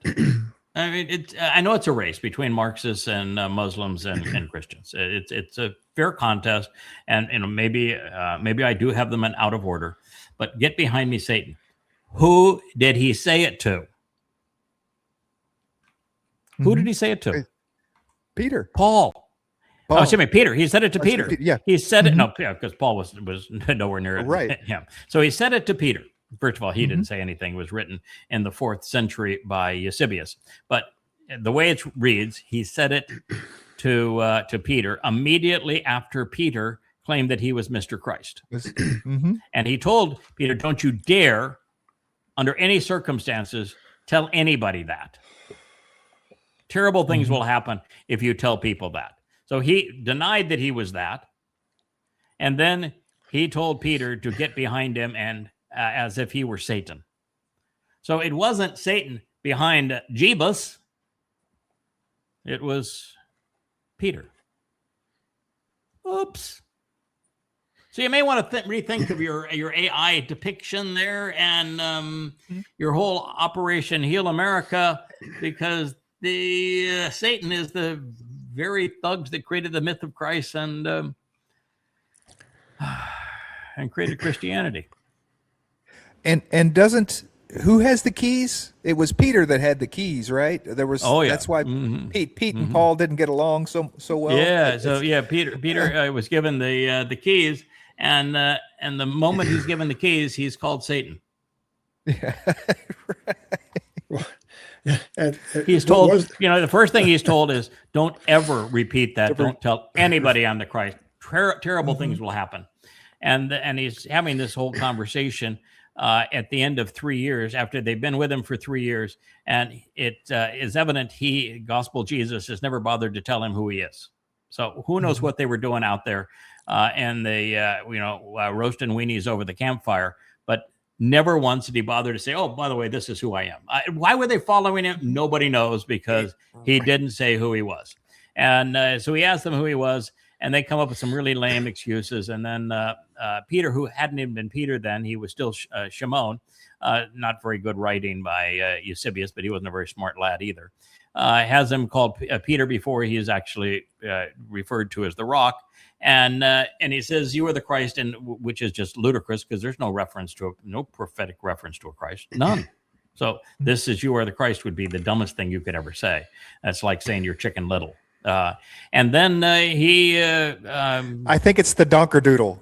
It's the Donkerdoodle that we're going with. The Donkerdoodle. And then the first thing that Gospel Jesus said is, "Don't tell anybody that. Terrible things will happen if you tell people that. Don't. No." And then he turns to walk away, and he looked back and he says, "Get behind me, Satan." So it's the dumbest, most absurdly stupid bit of copy editing ever. And it was written in the 4th century. And in that tale, it happens right in front of the cave of Pan that they've been camping out for a couple of weeks. Right, the devil, the gateway to the devil. And the city they claimed they were nearby didn't even exist. Couldn't even get that part right. As I say, Eusebius was really a stupid piece of shit, and he's the one that wrote this. It came to be in the early 4th century, 300 years after the fact. Christians will believe anything. I mean, it's the dumbest religion. Well, it's not the dumbest religion. Islam's pretty dumb. Mormonism's pretty dumb. Scientology's pretty dumb. But it's in the running for the dumbest religion ever. It's certainly the most popular stupid religion. Yes. Well, this part they did have right, Danny. Paul is wretched. So I got that part right. Osteen is a con. Paul's wretched. What's your pick? I think I'll pass on both. Both, yeah. This dude had an absolute opportunity when Houston was flooded to let people into his church, right? Oh, and I know. Wouldn't, because I mean, it's like they didn't want to mess up the carpets. They'd had the carpets cleaned, a week before. Yeah, not going to do that. Oh no, he's a money grubbing scumbag. He's like all the super church pastors. Yeah, he is a money grubbing scumbag and is absolutely deserving of hell. But Paul was literally demon possessed, according to God. Paul was the plague of death. Paul is in the running for worst human ever. You got Donald Trump, Paul, Muhammad, Hadrian, Titus, Vespasian, Eusebius is in the running. Akiba, Maimonides. These would be the top candidates. Paul, I think pretty well secure in being in the top 5 worst humans ever. And I'm going to be at his trial. I'm going to make certain that he is badly, badly tormented before he is sent to Sheol. Oh, by the way, for Donald Trump's shame, Paul got naming rights of Sheol. His actual given name was Sheol, and so he got naming rights. That's probably not good. Well, Paul's responsible for a couple of billion souls. The Osteen's probably in his ilk. The Grahams and the rest of them don't add it up. Don't come anywhere near that. Oh, of course, yeah. No, Paul has destroyed probably 7 or 8, maybe 9 billion souls. Boy, you want to have comparisons. Which one of these two would you pick? I mean, if you're picking if you were picking between the two of them, I mean, do we have a lesser of two Weevils? For what? To wash my car? I mean, what am I picking them for? That's the thing. Who is the most pathetic of these two? Oh, okay. Like Osteen and Paul. I picked Paul as the most pathetic of the two because he really was a maniacal POS and demon possessed. And between these two, who would you say is the worst? Oh, goodness. It's a toss-up. Yeah, it's a toss-up, isn't it? Yeah. Yeah, I don't think... Candace is more anti-Semitic, I think. I'm not saying that Erica's out there being I love Jews, but, she is. Yeah, she is. She is definitely more anti-Semitic. She's more mean. She's meaner. She's... both are equal in terms of self-promoters. So I don't know. Tough call. One is leading a lot of women now astray with her Jesus and her martyrdom and all that kind of stuff. So I think one is preying on the soul, the other is preying on the mind. They're both viruses.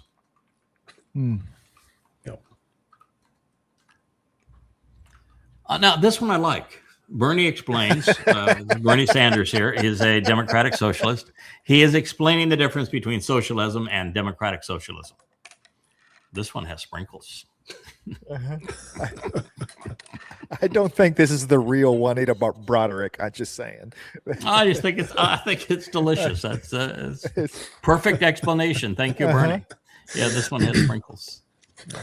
Oh, by the way, Bernie owns like 6 or 7 multi-million-dollar homes. He's a very rich socialist. But that's the whole nature of socialism, is that the party leaders they have vacation villas and private airplanes and all manner of fat bank accounts, while everybody else grovels as their slaves. It's a serf lords set up under a different name. But it's got sprinkles. It's got sprinkles. Yeah. My heart aches each time ICE does something like this. MAGA is the infected rat of the bubonic plague. That's who you are, MAGA. You're an infected rat, and you have brought the bubonic plague. Sorry. I don't think this isn't the car. No, this is only 33 seconds long. Yeah, okay. I posted it on my X account. So if you go to yahowah.com and then you go to media, the first X account is my private X account, and you'll find it under my profile. You'll find it. It's worth seeing, because what it shows is that car at that same walking pace of a car on idle, in gear but in idle, with the driver having fallen over, with the hand caught on the steering wheel, pulling the steering wheel far right. That's about the turning radius of that car, just going around in circles because they've already killed him. Yeah. Yeah, that's true. The Qur'an claims that a woman has half the brain of a man, that a woman's half as intelligent as a man, therefore a woman has the value of half a human. Well, less than a camel. Yeah, so that's the nature of the Quran. It's this is not some corruption of the religion. This is in the Quran itself. Muhammad was a pedophile and serial rapist, and the thing that I guess many don't understand is that a rapist does not love women. A racist hates women.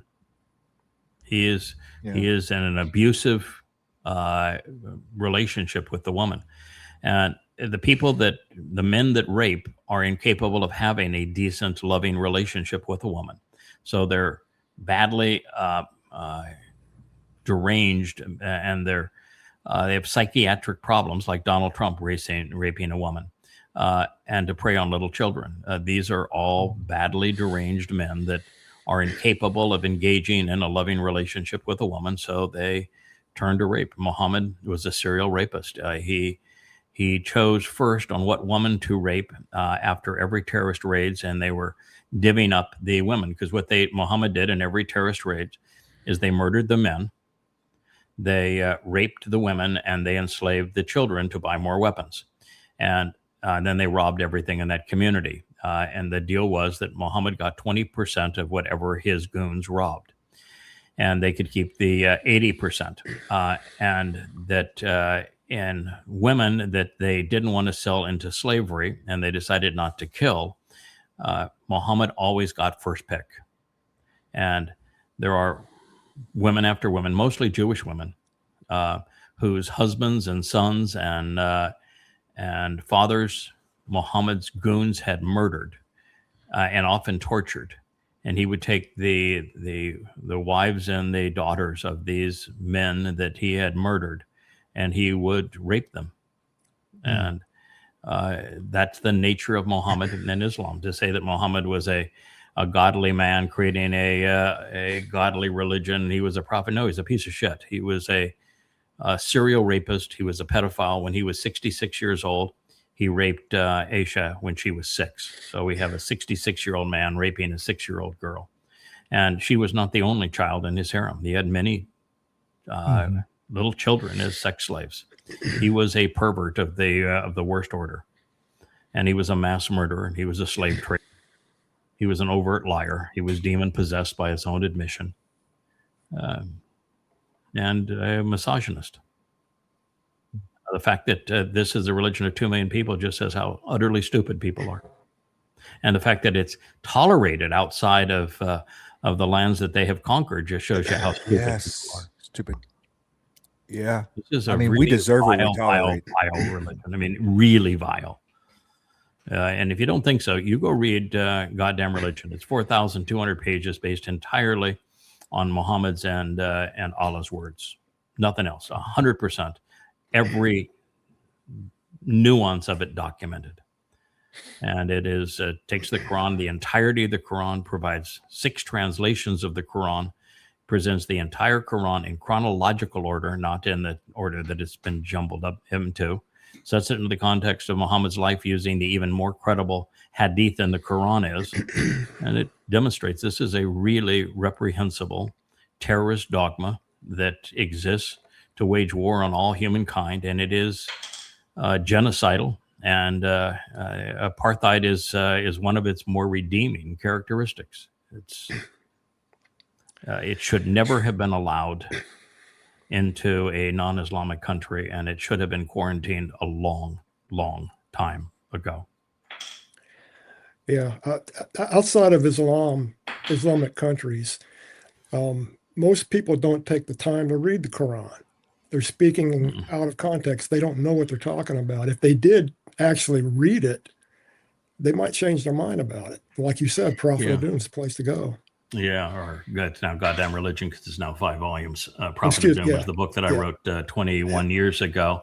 And then on 10/7/23, I was asked by the boss to rewrite it, update it, because I've rewritten and updated every other book, and the one volume of Prophet of Doom became the 5 volumes, 4,200 pages of goddamn religion, because I wanted to make certain that every single verse of the entire Quran was presented. I wanted to add a 6th translation to it, because I realized that the Quran was actually written in Hebrew. And I wanted to use the tools that had been made available, which are interlinears and linked lexicons, and my knowledge of Hebrew to present it more accurately, while also keeping the original 5 translations that I had. And then I make certain that everything was properly documented as it related to the Hadith. But it proves that Allah is not a god, Muhammad was not a prophet, and that Islam is is genocidal. Its intent is to kill every person on earth, including every Muslim.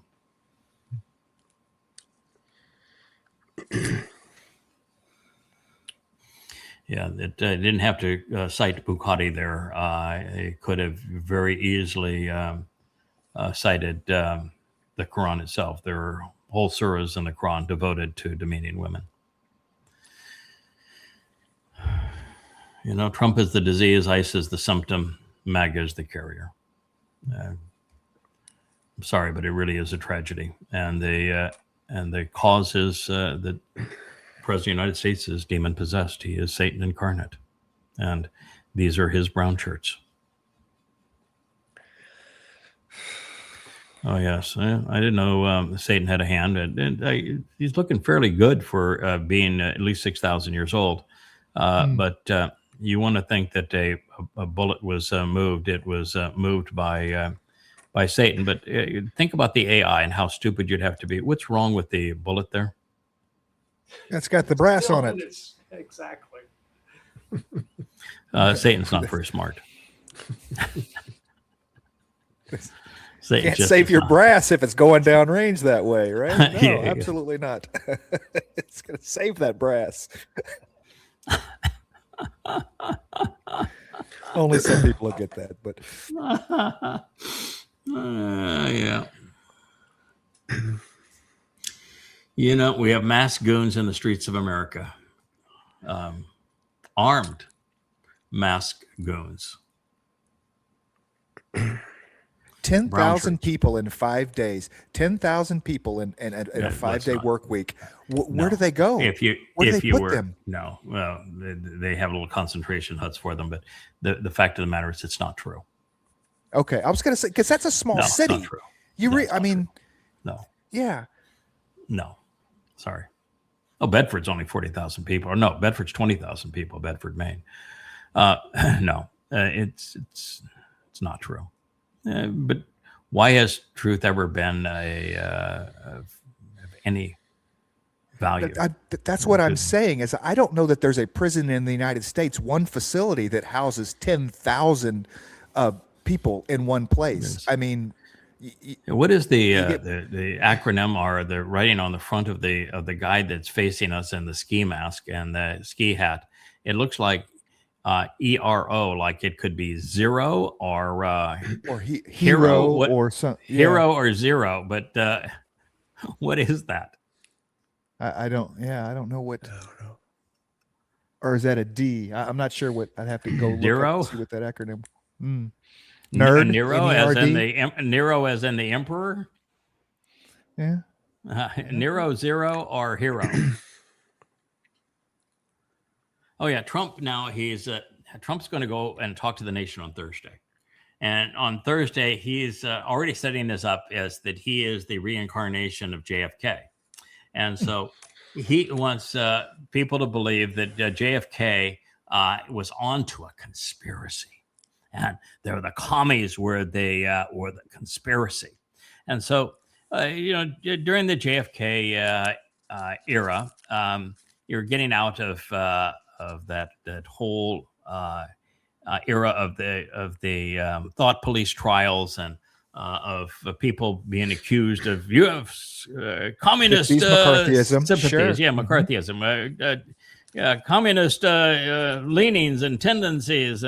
And so it was a really despicable period for the United States And so he's coming out of that period, and it's the most aggressive period for the Soviet Union, and so there was the concern of the Soviet Union trying to expand and that sort of thing. We are in a very different time today. Of the communist countries that exist in the world, there isn't any that is trying to take over the United States. There isn't, North Korea just wants to squelch North Korea and make sure that nobody leaves North Korea. And in terms of China, they're not trying to import communism. They don't even use communism. They use free enterprise to run the country, which is why they're the manufacturing center of the world now. But they're not trying to infiltrate the United States with their brand of communism. And so there's just no infiltration anymore. And there's no, the Chinese do business with everybody in the world. They do not care. And they don't impose communism on anybody that they do a deal with. Their deals are all straightforward. We'll give you the money to do the deal. But the terms of us giving you the money to do the deal, whoa, we had a little camera flinch there. But the terms of that deal are that you will use Chinese manufacturing companies to manufacture your roadway or your power plant or your mine or your port or whatever it's going to be. We'll build it, but it's going to be built with Chinese companies. We'll give you the money.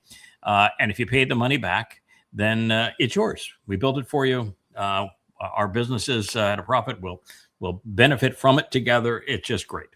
And if you don't pay us back, then it's ours. No hard feelings. And there's no statement in there that says if you're not communist, then we'll take it over. No, they don't care. So that era doesn't exist anymore. And so to claim that there are communists trying to infiltrate U.S. elections, which he wants to do to promote his Save America Act, which is to say no one's ever going to have a meaningful vote again. It's just all a preposterous lie. But it's just so easy to fool people by particularly go back and say Kennedy was onto him, and now I am the one who is actually going to identify them, and I'm going to stand up to them. Do you believe JFK was killed for trying to expose the same crooks Trump is now exposing? Hell, there's no. Some old crooks. By the way, there are some old crooks. JFK was killed by the CIA, and Trump is not trying to expose the CIA. Right. Nope. Trump has those guys in his back pocket.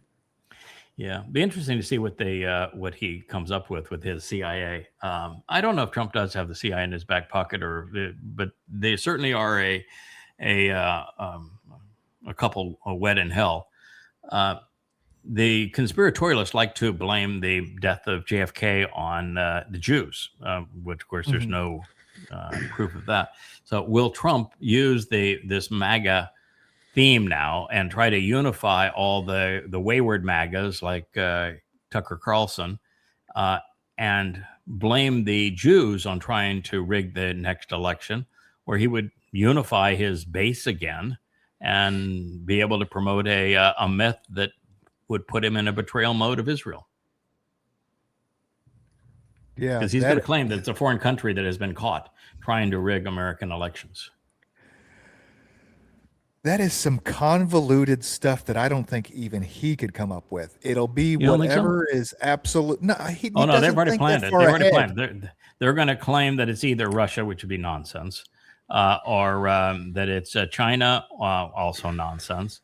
I can't imagine that they would claim that the Ukrainians were trying to get regime change in America, because that's what we were trying to do, and that's what we're trying to do in Russia as well.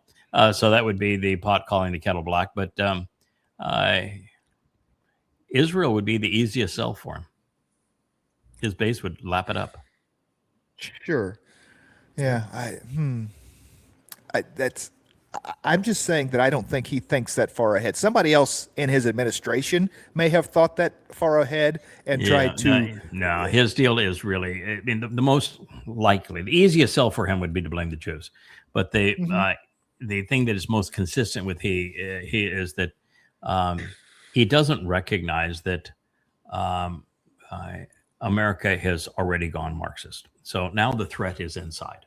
So he's going to blame some communist agitator from the outside. But at this point, 65% of Democrats are socialists. 65%. And it's in the very close to 60% of Gen Zers that are. It's about the same with African Americans. And that's quite that high with African Americans.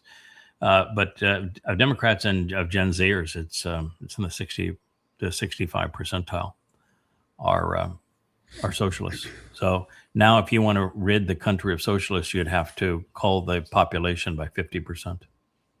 Mm-hmm. Wow. Yeah. Wow. Wow. That's how dumbed down we've become. For he will order his angels to protect you wherever you go. Well, me, yes. You, not so much. I was just going to say, who is the he and who is the you? And I'm the he. I am the he, and you're not it. Mm-hmm. Yeah, I am quite familiar with Psalm 91. That was written specifically regarding this job that I'm doing. And as for that flaming sword, you'll get to see that again too. And even there are no angels, by the way, but the Malak.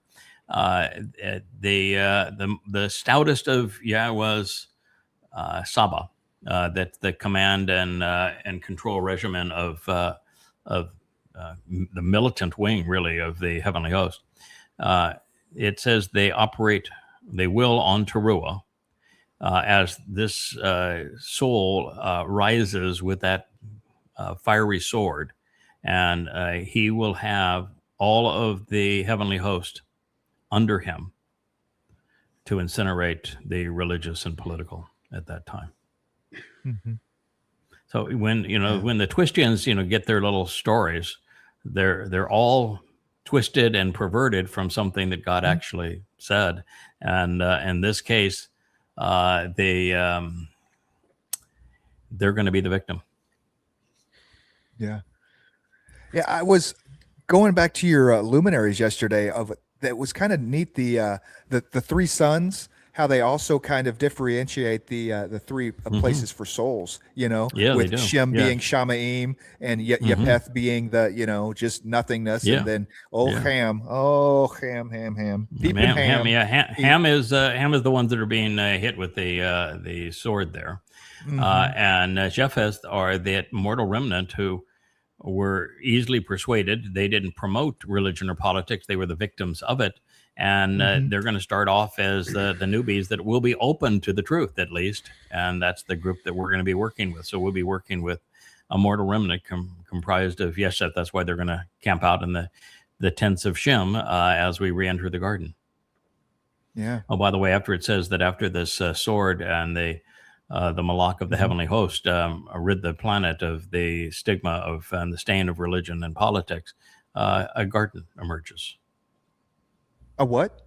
A garden. A garden. Okay, gone. Okay. A garden. In other words, it's consistent all the way through. And this is the chapter preceding the Choder. It tells us exactly what kind of a world he's coming into, what the job entails. Wow. So here he was oppressed and he was afflicted, and he operated not his mouth, and he was led as a lamb to the slaughter, and as a sheep before its shearer, he was silent. It's the story of Yeshayah 53. It's the story of the Passover lamb. Your Jesus was not the Passover lamb. You got no concept of what Passover even represents. You got no tie to the Torah. Your Jesus is not the Passover lamb. The Passover lamb is David, whom Yeshayah writes about all the time. You got the wrong guy. It's called counterfeiting. Yeah, here's the Musketeers. I haven't seen Daniel Hanaka in a long time because, I haven't been on X in a long time. But with Facebook down, I'm using this, and he's got his Musketeers. He's got his Ayatollahs. He's got Sinwar. He's got one of the other Hamas leaders, and that's Erdogan down in the front. They're all little mice. Most people don't know that Allahu Akbar is from the Hebrew, and it actually means Allah's house. Oh, it's fitting. I don't think Dan knows that, but anyway, Dan did not intend that. It was, yeah. No, but anyway, well, a little support for Dan. He got that part right. Newsmax is maximum propaganda. This is really a reprehensible attempt at news. They're now promoting the Trumpian idea that Obama should be arrested, subpoenaed for treason. Now, I don't like Obama. It was too Marxist for me. And I don't like president candidates that have no work experience. I think they make really, really crappy presidents. But the notion that Obama was treasonous, which is the Trump lie, to have Newsmax promote that, it's scandalous. There's no journalistic integrity at all. At all. It's no. Everybody's being fed their own propaganda, you know. Might as well be an X right account. Yeah, might as well be an X account. Yeah, the Winston Churchill line. You know, and Winston's it's at risk here getting his account banned on X for making this statement. He made it a long time ago, and maybe it's before before Gronk was operational. But you know, you make that statement today, Winston. You would even with all evidence in favor of what you've said and lots of proof, Gronk would not tolerate that. So that's probably going to be a strike against you, Winston. You may need a drink.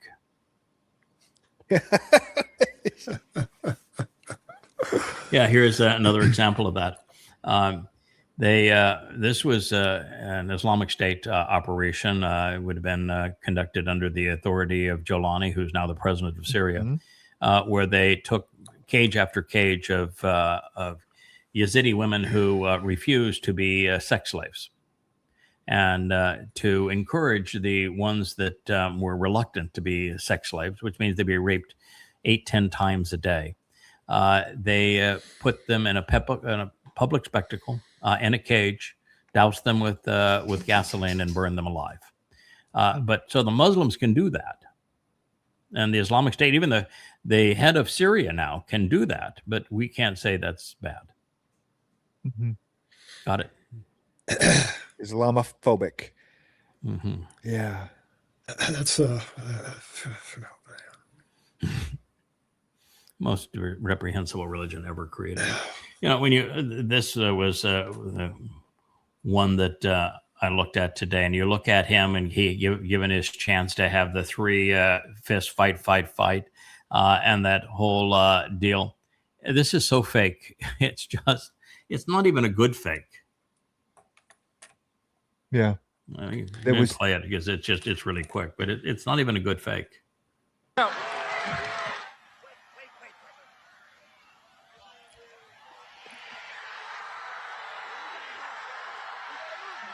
So you got the one guy keeping him from walking off the stage, and the other, and then two guys that are protecting him with their hands, because a bullet would never go through a hand. That'll do it right there. Yeah. Group hug. We all want to be in the shot. I know the picture that's in the White House that hangs on that was painted in Israel and given to Trump by Netanyahu. When Netanyahu was in the kiss Trump's butt mode. And there was a picture of Obama that was fairly dignified that was hanging in that hallway. And now this reprehensible scene replaces it. That's a perfect word. I still remember seeing that live. And was like, he just won the election. Oh yeah, just won. Yeah, just won. It was even though it was an obvious fraud, it was enough to fool morons, and he did. Yeah. Satan loves assassination attempts. So here is, you are not a Jew, you are not Israel, stop stealing their history, their doctrine, their covenants, you're a Gentile. I don't know what this guy is trying to pull off here. I don't know if he's crazy or what, but the fact of the matter is that the New Testament is literally insane as its presentation of Jews. And what it says about Jews is absolutely and completely untrue, and easily proved to be untrue. And yet it was believed by Christians so that they treated Jews in a manner that was degrading and demeaning, subjugating and persecuting them for 19 centuries. And so I would say that as it relates to God's chosen people, Christianity has been the greatest menace to God's people ever created. And so if you think you're going to please God by torturing and tormenting his people, I've got another thing coming. He does not take well to that. And that's why Christianity will not exist 7 years from now. Good riddance. Good riddance. You know, born in Rome, full of legions, the causation of the Middle Age, Dark Ages, the Inquisition. Yeah, that's a lot going for them. It's got a lot going for them. A lot of hellish behavior going for them. And I'm good riddance. Christianity has been the scum of the earth for a very long time. And Paul was a overt liar and a demonic individual who never quoted his imaginary Jesus once, never once quoted a single thing from him. And every time he quoted something from the Torah, prophets, and Psalms, he got it wrong. He misquoted it. It's so easy to prove that he is a fraud. And yet he wrote the first 14 books of the Christian New Testament. The 15th book, the book of Acts, was written about him. And the next two books were written by his posse, Mark and Luke. And you got nothing else that was written prior to 100 CE. The beast that would tread upon the world. Yeah, you got it. So he's saying, if you believe any of these, I have a question. And his, what so he's got the Tooth Fairy and Santa Claus and the Spaghetti Monster, which I've proven a time or two is real. Jeebus, Yahweh, Muhammad, and the Easter Bunny. And the answer on number 5 there is, you got his name wrong, it's Yahowah, but prophecy. He proves his existence through prophecy and a perfectly accurate depiction of ancient history that the world would never have known other than his depiction of it. A totally consistent account over 1,000 years' time, but prophecy, written evidence that was said, this is what's going to happen. And we have extant written proof of the things that he said were going to happen. And centuries after they were written, they happened. And sometimes millennia after he said they were going to happen, they happen. And we're on the precipice right now of having hundreds of thousands now of prophecies fulfilled right before our eyes. So the answer on Yahowah, by the way, Yahweh does not carry a stick. He is not no thunder. He does not look like Moshe. He is not a man. Is prophecy. But, to know that, you'd have to read Yahowah.com and understand all the fulfilled prophecies that he gave. But the Easter Bunny I have seen. Now, the Easter Bunny I have seen, and I've had money put under my pillow by the Tooth Fairy. And when I was a kid, say that shiny little bicycle, it was brought by Santa Claus. So, it's a tough call there. Yeah. Jesus never put a $5 under my pillow. That's all I'm going to say. Yeah, he didn't. Yeah. So, yeah. But Ugo Cannon really screwed up with this one by including Yahweh in there, didn't he? Yeah, he sure really did. screwed up. Yeah, it was a screw up. Yeah, if he had left Yahweh out, then he might have had a point, but he didn't. Too bad. 2 years ago today. Satan loves to promote myths of saving his favorites from death-defying acts. That was the big issue that Alexander the Great always had. is that, I must be a god because I've been saved and spared from all these things. And Julius Caesar often had the same approach. Genghis Khan tried the same con job. It's a very common approach to those who are in league with Satan. Muhammad made it all the time.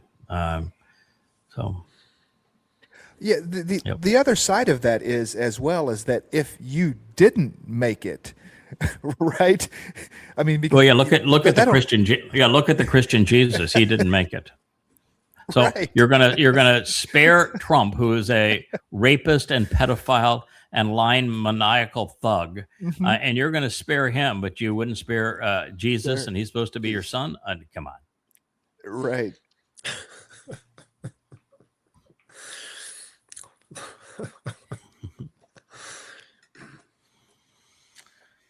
Oh, goodness.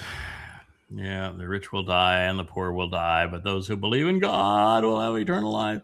Let's just suppose that it's true. Where?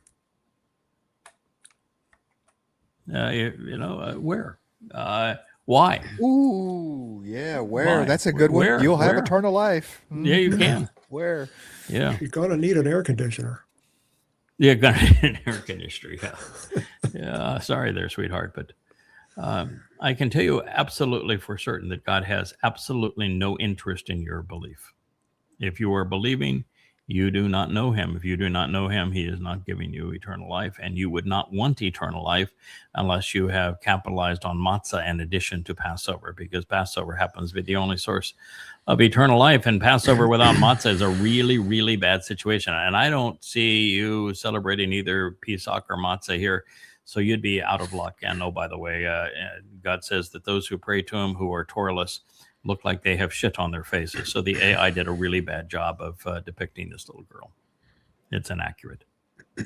She'd have her face covered in dung.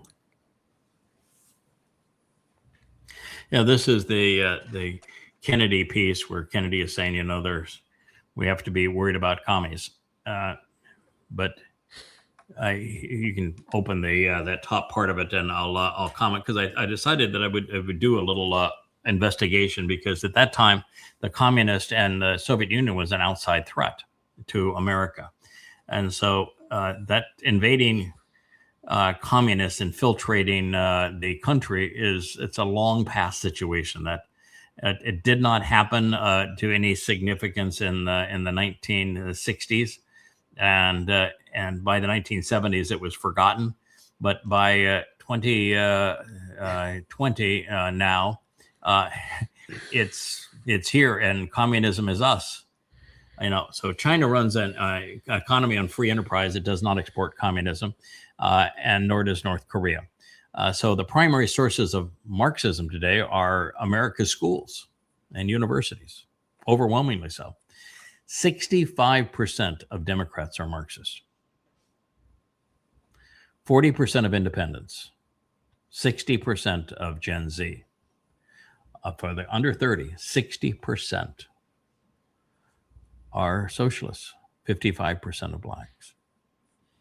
So if you wanted to talk about communism in America, the only way you could resolve communism in America is to export half of Americans, shut down all schools so that you don't make any more of them.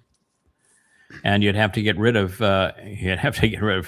what, almost 2/3 of people under 30 years old. Mm-hmm. And you'd go to a one-party system because you couldn't have Democrats. Well, he did say that the American military was going to be fighting American citizens, testing, on. So if you're going to rid America of communism, which I'm opposed to as well, but not in his technique, you'd have to essentially kill half of America. Yeah, good luck with that. There'd be a civil war and martial law. I think there will be a civil war and martial law. I think that is upcoming. I think that Trump only has a very minimal number of tools that he can use to obfuscate having to run for re-election in 2028, and he's not leaving America until 2030, January 29 of 2030. And because of that, the tools that he has at his disposal are economic collapse and total anarchy. He has world war, and he has civil war. And they don't have to be independent. They could all be blended together. But those are the basic tools that he has. And because there is a 0% possibility that the man would be re-elected. And there's 0% possibility that not elected, re-elected, that he's leaving office. So all he can do is not have the next election. And the ways to avoid it are martial law through anarchy. And the anarchy could be comprised of civil war. It could be comprised of there's world war, and therefore you need to put the country under martial law. And it could be a complete and total economic collapse, all of which are possible between now and 2028. All of those are possible. Yep. So, pick your poison. So here's Daniel again, Daniel Hanukkah, and he was actually one of the more reasonable of the Israeli promoters, but he's got it here. He wants to make Iran Persian again. What he doesn't know is that Persia's long, long gone, and that Persia and Rome beat each other to oblivion. And by the time that Islam rose and after Muhammad's death, and they had the war of compulsion, forcing every Arab to become Muslim, they went on 100-year conquest of the world, and that conquest actually lasted all the way through the Battle of Tours in the 17th century. So it was a very, very long conquest of the world. But these savages prevailed because, well, they were more savage than anything that the world had ever encountered previously. And second, that the Persian military had been decimated by the Romans, and the Roman military by the Persians. They had fought each other far too long and too brutally, and so there was nothing left. And so Islam was forced on Persia, and it destroyed the Persian culture. So my comment to Daniel is please don't buy into or support the lies of regime change. They always turn out poorly, 100% of the time. And the only way to improve Iran is to expose and condemn Islam, which is what I did with Prophet of Doom and now doing with the goddamn religion. You want to liberate Persians from Islam, communicate goddamn religion. Read it, talk about it, and you can liberate enormous number of Persians from Islam. So for that, read the 5 volumes of Goddamn Religion, all free at Yahowah.com.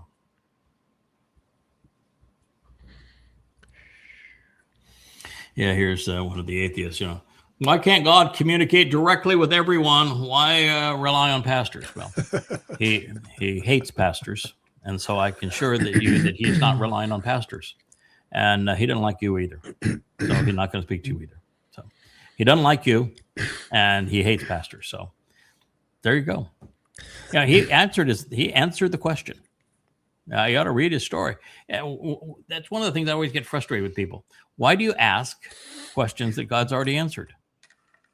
God answered this question twice. And then he was consistent. Once he answered the question twice, he just went on and did exactly what he said. He made the attempt of speaking directly to people, his own people, after saving them from slavery in Egypt, after giving them 3 days to prepare. He came down at least a energy-based projection of him. And he spoke to them through this energy-based projection. And the Israelites, after God saving them, all told God to go away. They said, we want you to go away. We don't ever want to see you or hear from you again. So God tried that. Didn't work. God's not stupid. He's not Donald Trump of I've made a mistake. It didn't work. I'm going to do that same thing again and watch it not work, so that after it doesn't work, I'm going to do that same thing again and have it not work. God said it. Obviously, it didn't work. People were just way too intimidated. They had too much darkness in them, and they felt very uncomfortable in God's presence and hearing directly from Him. And God says, I get it. That's why God couldn't resolve the issue with Adam himself. It was just too much for him, and he was too much for the children of Israel. So they told him to go away and shut up. They never wanted to hear from him again. And God said, I get it. I won't ever do that again. I will pick people, and I will speak through people that I choose. And so that's the answer to your question, is he does not speak directly to everyone. He does not know any more than a fraction of 1 in a million people today. And so he is not speaking with someone who is an antagonist like you. And he has never spoken through the religious, ever. Oh, you're just been played for a fool there, skeptic. You've not thought it through. The answer was available to you. Let's do one more, and we'll call it for the day. So this is Donald Trump is going to have his Thursday evening press conference. The speech to the nation reportedly to show newly declassified intelligence reports. But when you say intelligence reports in the United States, you're really in trouble. That revealed that a foreign nation plans to interfere with the 2020. How could you say it plans to interfere with the 2020 presidential election?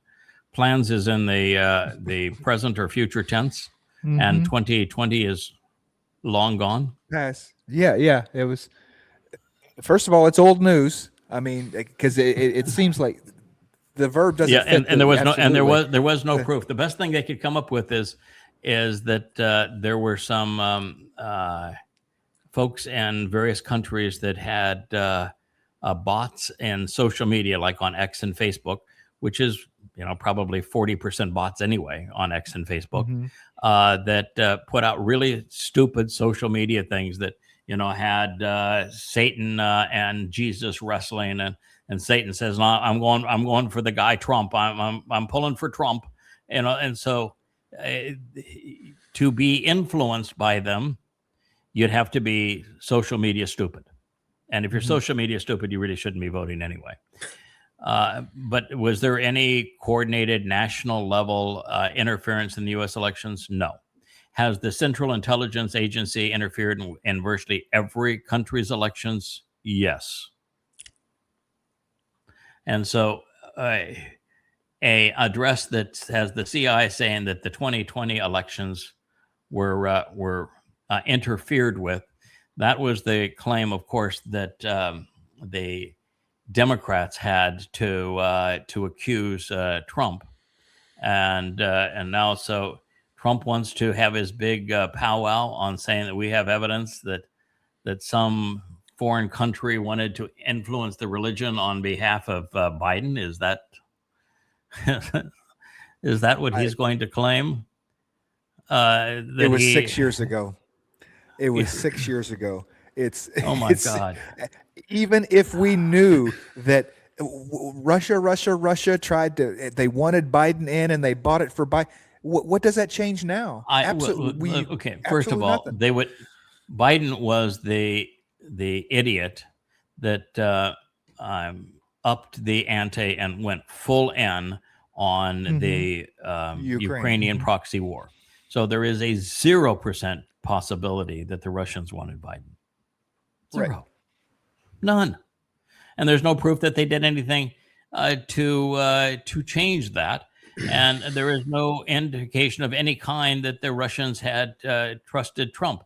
The only thing that you can say about Trump is that Trump was a made Russian asset.